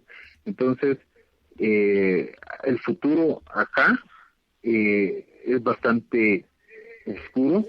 Siempre usted me comentaba su optimismo. Bueno, a todo el mundo hay que darle derecho a la duda, incluso hay que dársela a este señor que acaba de pegar, independientemente de a lo que se haya dedicado antes. La gente votó por él, pues entonces, bueno, pues hay que darle el chance de que responda. Correcto. Yo sufrí un atentado justamente, llevo la carta de la presidencia, mes de junio, y la respuesta a tantos años de esfuerzo y a tantos años de todo fue que el 3 de agosto del año 2009 llegan dos tipos a mi clínica, estos pasados pacientes, me dicen que es un asalto, que me tira al suelo, les digo que no, porque sí, me golpean, yo no me opongo, porque yo siempre pensaba que uno no debe ponerse por cosas materiales, me ponen un trapo en la cabeza, me ponen un pie y me disparan a quemarropa, la bala me atravesó la cabeza. Wow. Me dejan por muerto y se van. Después llega una periodista a mi casa y me dice, mire, no ponga denuncia en el Ministerio Público, y se me queda viendo. Y yo le digo, mire, tengo que ponerla, no vaya, me dice. Ahí a todo el mundo le va muy mal y me contó un montón de malas experiencias. Y último me dice, pero como usted dice esto, ahí, ¿verdad? Sí, le digo yo, me sentiría cobarde si no voy a poner la denuncia. Ese fue uno de los errores más grandes que he cometido en mi vida. Averiguan a la fuerza, me revictimizan, me hacen ir todos los días, finalmente les avisan a los delincuentes que los van a capturar, permanecen fugitivos por 2 años. Después hay una jueza muy de moda ahorita que se llama Marta Sierra de Stalin, que es del crimen organizado. Ella en ese tiempo lo suelta en el año 2011. Wow. Sin nunca haberse entregado. De hecho, un abogado de los que fue a esa audiencia tenía orden de captura por 90 muertes. Y él va a defender a mis asesinos. A mí no me avisan, yo no voy, a ellos lo sueltan. Luego yo trato de interponer algún recurso y para que no pueda yo oponerme, entonces me mandan a secuestrar. Ay. Y permanezco prisionero todo este tiempo sin una sola prueba. A eso se debe que, por ejemplo, Amnistía Internacional, hay un delegado aquí en Guatemala que investigó el caso. Él se enferma cada vez que va a dar alguna vuelta de mi caso porque todo es absolutamente falso. Y ahorita, afortunadamente, creemos que gracias al Ministerio Público, que tiene una nueva administración, y a la CICIG especialmente, esto se va a resolver pronto. Excelente. Pero Ojalá. ha sido un camino muy, muy triste, muy penoso, vergonzoso, molesto, especialmente cuando se es víctima, ¿no? Pero esa es la justicia la guatemalteca. Wow, qué pena. Por eso es que el país no mejora. La impunidad en los casos de asesinato anda arriba del 95%.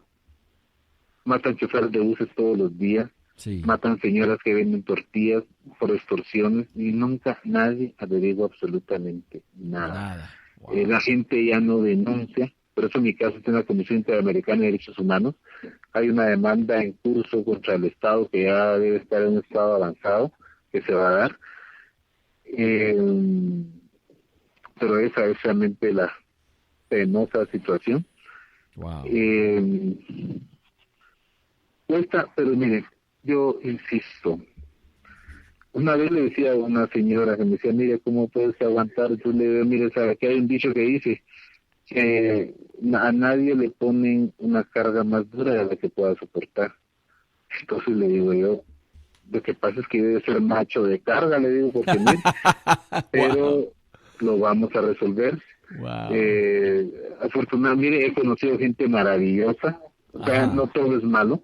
Ahí me di cuenta, para empezar, de que no soy Stokes. O sea, ahí me di cuenta de que nada, que ver. Pero surgieron personas que han sido muy finas, amistades que no tenía, que han surgido nuevas personas y que esas personas están ayudando a darle un giro a mi vida. Yo no soy una persona realmente religiosa, ¿no? Pero de alguna manera las cosas pasan cuando tienen que pasar. Y hoy me decía un sacerdote italiano que viene acá, que viene a consulta conmigo a veces, y hoy me echó las funciones ahí, muy buena persona. De hecho, se parece físicamente al Papa Francisco. Wow. Pero me dice, mire, todo se va a solucionar. Tenga usted la certeza que todo Dios no lo va a abandonar, pero todo lo que ha pasado, me dice, entonces, olvídese. Entonces esa es realmente así, tratando de hacer una media síntesis de cuál es la situación. Gracias, pero doctor. Está por resolverse afortunadamente.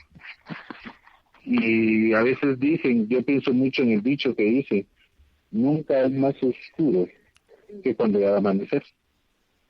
Entonces ya estamos, por lo menos, poder divisando la luz al final del túnel. Wow. Pero, ¿qué le puedo decir yo? Es una experiencia de vida.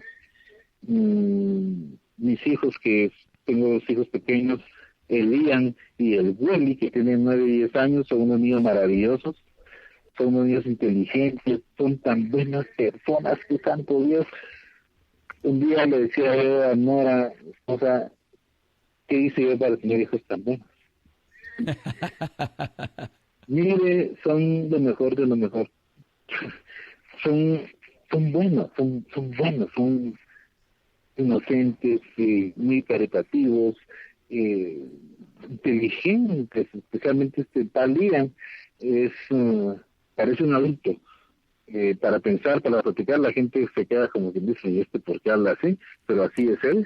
Bueno, lo trae de los genes de ambos, tanto de la señora Nora como de usted. Que de parte de mi mamá, yo aprendí a no dejarme, a no darme por vencido. O sea, yo lo vi en ella, no solo de que me lo decía, sino que me daba cuenta cómo ella era entregada a las cosas que hacía.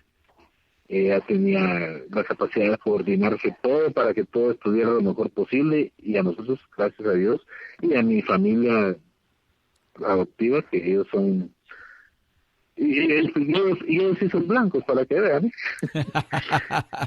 Gracias, doctor, por compartir con nosotros. Muy bien. El tiempo nos aprecia. Realmente tenemos una pregunta más que le queremos hacer, pero yo quiero hacer énfasis, quiero hacer hincapié de que de todo lo que usted nos contó, se le olvidó mencionar, pero yo se lo voy a compartir a nuestro público. Otra faceta que ha tenido el doctor Stokes es el arte de la pintura. Actualmente está pintando cuadros de paisajes guatemaltecos, los cuales realiza con pintura de témpera. Tiene actualmente más de 20 cuadros diferentes de diferentes paisajes, los cuales están enmarcados con marcos elaborados de papel periódico. Los marcos son de papel periódico, el cual es aprovechado para realizar este tipo de manualidad, así como ayudar al medio ambiente, reciclaje, ¿no? Ha demostrado con hechos su trabajo y ha indicado de que todos los guatemaltecos y guatemaltecas podemos colaborar en engrandecer a nuestro país. Nos ha dado muestras que cuando se quiere ser bueno, se puede ser bueno en diferentes ámbitos de la vida, y que los guatemaltecos podemos ser tan buenos como los demás cuando encontramos la oportunidad. Gracias, doctor, por habernos brindado 2 horas lindas de pura información, de su carácter como ser humano, como garífuna, como criollo, yo, como guatemalteco, como médico y cirujano, como investigador científico, ¿verdad? Gracias por entregarse a nosotros y hemos llegado a los hogares de muchas personas que nos han sintonizado. De hecho, hay muchas personas en Guatemala que están en sintonía. Un saludo muy cordial para Elder Ellington, que está en sintonía desde hace ya casi llegando a las 2 horas y media. Y muchas personas que vemos a través de nuestra página de estadísticas. Tuvimos la dicha de tener gente hasta en Honduras escuchando en vivo y a todo color. Había gente sintonizando en el Bronx, en Los Ángeles, en Van Nuys, en el área aquí del Valle de Los Ángeles, donde hay guatemaltecos, donde hay centroamericanos, donde hay garífunas. Mucha gente estaba en sintonía. Les agradezco de todo corazón. Le agradezco al doctor. Y la última pregunta que le quiero hacer para despedirnos del programa de este miércoles es algún mensaje para los afrodescendientes del mundo, para los garífunas del mundo. Bueno, nosotros somos tan buenos como cualquiera. Tenemos que dedicarnos, volcarnos a nuestros hijos. Tenemos que buscar, luchar para darles las mejores oportunidades, porque ellos tienen los genes para salir adelante, los genes para ser buenos. Tenemos que, yo pienso, dejarnos de estar dividiendo, porque yo no sé quién sea el enemigo ya ahorita, pero vivir y vencerás siempre ha sido, y nosotros hemos sido víctimas de eso. Eso tenemos que superarlo, dejarlo atrás. Yo no crecí con esos problemas, sino lo sufrí pues por el hecho de ser discriminado por una familia, pero no, eso no sirve de nada. Todos, blancos, negros, chinos o lo que sea, podemos ser buenos, pero tenemos que trabajar duro, y mientras más duro trabajemos, más grande va a ser la recompensa.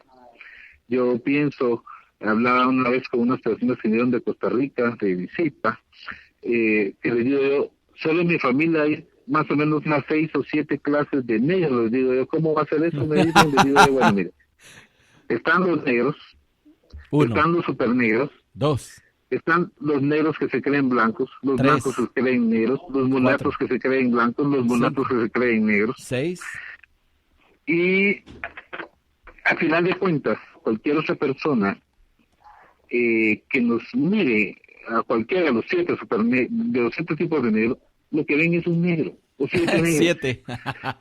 Entonces, el problema son los supernegros, que son negros que tal vez por una pequeña cosa ya discriminan a los mismos negros. Entonces no puede ser. De ahí los celos son graciositos o hasta bonitos, pero yo me considero un negro de corazón. Mi mujer me pregunta, ¿qué hubieras querido ser si hubieras nacido? Negro, le digo yo. Sí. Entonces, mis hijos son mulatos, ese es uno de los ejemplos. Son mulatos, pero ellos se creen negros, pero a morir. Y si usted les dice que se les están alisando los colochos, se enojan. Ellos son negros. Entonces, tenemos que sembrar, recordarle a nuestros hijos de dónde vienen, pero principalmente ayudarlos a ir a un futuro mejor. Entonces, ese es tal vez el mensaje que me atrevo yo, y le agradezco la oportunidad de decirles de que ahorita la humanidad está desviada. El futuro está en manos de gente que solo quiere dinero, y que nos ven a todos, absolutamente todos, como que fuéramos animalitos de una granja. Solo quieren nuestro trabajo, quieren que produzcamos y que consumamos. Debemos hacer espacio para dedicarnos a nosotros, dedicarnos más a nuestras familias, disfrutar la vida. Aún los mejores placeres de la vida son gratis. Sí. Ir a un bosque, ir a una playa, ir a por aquí, por allá con su familia, eso es gratis prácticamente. Comparado con los placeres caros que nos enferman, que es ir a meter a antros, ir a consumir drogas, consumir bebidas alcohólicas y meterse en problemas, eso sale muy caro. Tenemos que ayudar a mejorar la humanidad. La humanidad solo tiene un camino: o nos unimos o nos hundimos todos. Correcto. Y ahorita, si miramos cómo está el mundo de cabeza con eso de los pobres sirios, con tanta inequidad, tanto problema, no. Les digo, habría que alejarse de las armas y dejar de creer que la venganza es buena. Existe la justicia en algunos países más que otros, pero la justicia llega, aunque tarde, pero tiene que llegar. Entonces, tomarse la ley por nuestras propias manos es un error que no hay que hacer. Yo no lo hice, pero por eso me ha pasado lo que me ha pasado, pero la justicia va a prevalecer. Entonces, tenemos que tener cultura de denuncia, tenemos que aprender nuestros derechos y aceptar y ejercer nuestras obligaciones también. Entonces, con eso yo pienso que podemos tener todos a un mundo mejor. Y sigo pensando, no sé si usted tiene idea, me imagino que tal vez sí, de cuántos negros inventores han habido. Son un montón. Bastantes. Han inventado cosas tan curiosas. Yo compartí eso en mi muro hace poco, se lo vamos a mandar ahí para que otros paisanos lo miren. Pero como usted me preguntó, si me dijeran, bueno, tiene que identificarse con un grupo, yo digo, soy garífuna de corazón. Son gente buena, los que yo conozco. Gente, insisto, en lo sano, aunque chupen, aunque se fumen un cigarro de marihuana, pero son fieles, son leales. Y así es como considero que somos los garífonas. Y muy entregados a trabajar. Hoy estaba viendo la foto de uno ahí, tal vez es mi primo lejano, que está en el piso 46 de un edificio amarrado con una pita, y dice que ese es su trabajo usted. Entonces, bueno, es cierto. Somos buenos, Cierto. y podemos hacer cualquier cosa. De repente, un día vamos a llegar a la luna, de repente un día vamos al espacio, o vamos a ganar un premio Nobel, o lo que usted quiera. Tenemos la capacidad de hacerlo y lo vamos a conseguir. Claro que sí, doctor. De hecho, le envía un saludo muy cordial Viviana Lawrence. Viviana Lawrence dice, Ronnie, saludes al doctor. Me alegra mucho que se le está solucionando su problema. Saludes a mi prima Virginia, dice Viviana Lawrence. Mire, pues. Pequeño mundo. Sí, es increíble. Entonces, hay un fenómeno que yo observé, que Livingston, a mi parecer, se está quedando ya casi sin garífonos, porque la mayoría han migrado a los Estados Unidos. Sí. Yo sé, tienen vidas exitosas, tanto en Los Ángeles como en Nueva York o en Chicago. Tienen vidas realmente exitosas, tienen hijos profesionales, tienen gente en el Army, tienen gente por todos lados. Correcto. Y han destacado.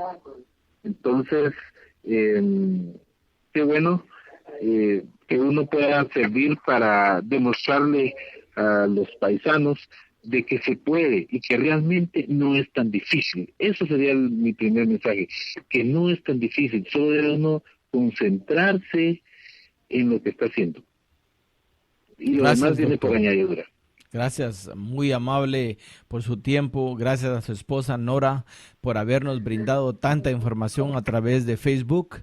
Gracias a su mamá por estar ahí con ese aporte cultural, ese aporte moral para toda la familia, no solamente a usted, sino a los nietos y a su esposa, ¿verdad? Yo creo que ella ha sido ese mástil, esa guía que lleva un barco, ¿verdad? Que lo va guiando para poder ir, o sea, contra el viento o con el viento, ¿verdad? Pero siempre en la dirección que se busca. Así es de que felicidades, muchas gracias por compartir con nosotros. Esta grabación estará preparada para ser escuchada en audio a partir de mañana. La vamos a tener ya en la página de YouTube de nuestra organización garífuna que se llama GAFU. En el canal de GAFU, GAHFU, ahí tendremos la grabación completa para que puedan degustarla si es que se la perdieron el día de hoy. Feliz noche, doctor. Felicidades a toda la familia y un abrazo al aire. Muy amable. Muchas gracias, muy agradecido. Gracias. Adiós.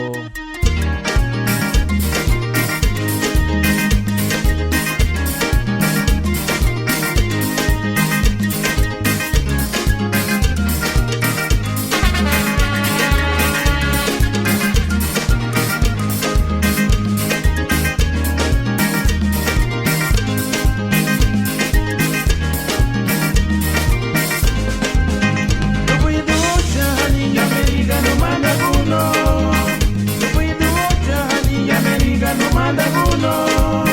Dale María, Rude America, say bare. Say bare. Say bare. Say bare. Dale María. Say bare. Say bare. Say bare. Dale María. Ula ba bebe. You bon burure. Ula ba bebe. You bon burure.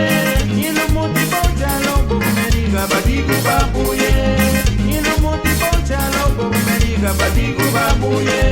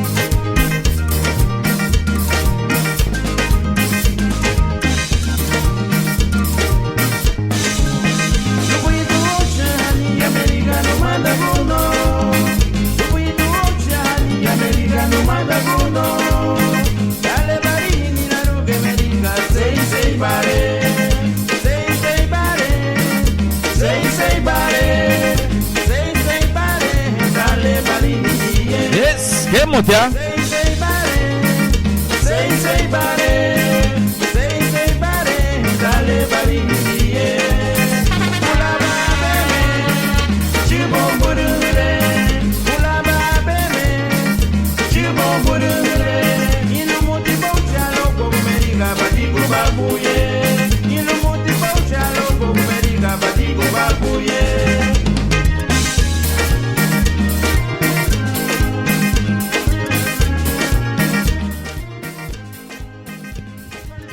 Bueno, familia, un saludo muy cordial.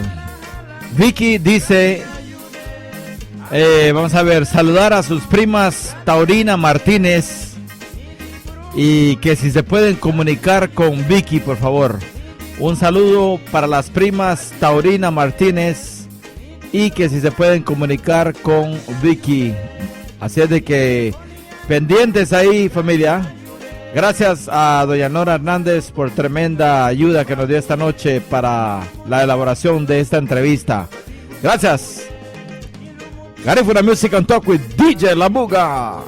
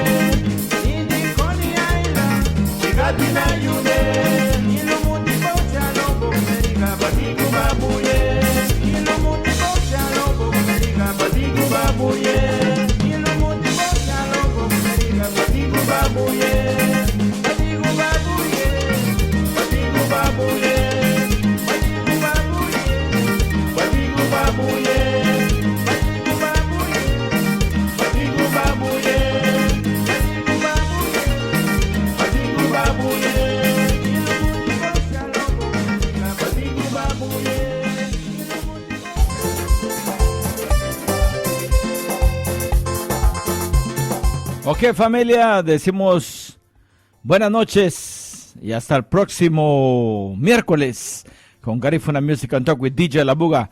No se olviden que el viernes 13 de noviembre tendremos al doctor Aranda, al doctor Teodoro Aranda, en vivo y a todo color aquí en los estudios de Garifuna Music and Talk en la ciudad de Long Beach, en el puerto más grande de la costa oeste, el puerto de Long Beach, que es parte de Los Ángeles, California. Así es de que próximo viernes 13, el doctor Aranda a partir de las 7 de la noche, donde estará presentando sus estudios que ha realizado acerca de la llegada de los primeros africanos a las islas de las Antillas Menores, en donde pues quedaron y se mezclaron y forman lo que hoy es el Garífuna. Esto es antes de la llegada de Cristóbal Colón, y habían llegado los africanos a las Antillas Menores. Así es de que ese es el próximo viernes 13, aquí a través de Garifuna Music and Talk with DJ La Buga, doctor Teodoro Aranda, directamente desde Belice hasta aquí a nuestros estudios. Así es de que no se lo pierdan. Gafo presentó Garifuna Music and Talk with DJ La Buga. Es un programa semanal de 7 de la noche a 9 de la noche todos los miércoles a través de www.radiocentroamerica.com en Los Ángeles y www.lmbroots.com radio en Nueva York. Tune in next Wednesday again for Garifuna Music and Talk with DJ La Buga. We're live and direct through www.radiocentroamerica.com and lmbroots.com radio in New York. Wednesdays from 7 to 9 p.m.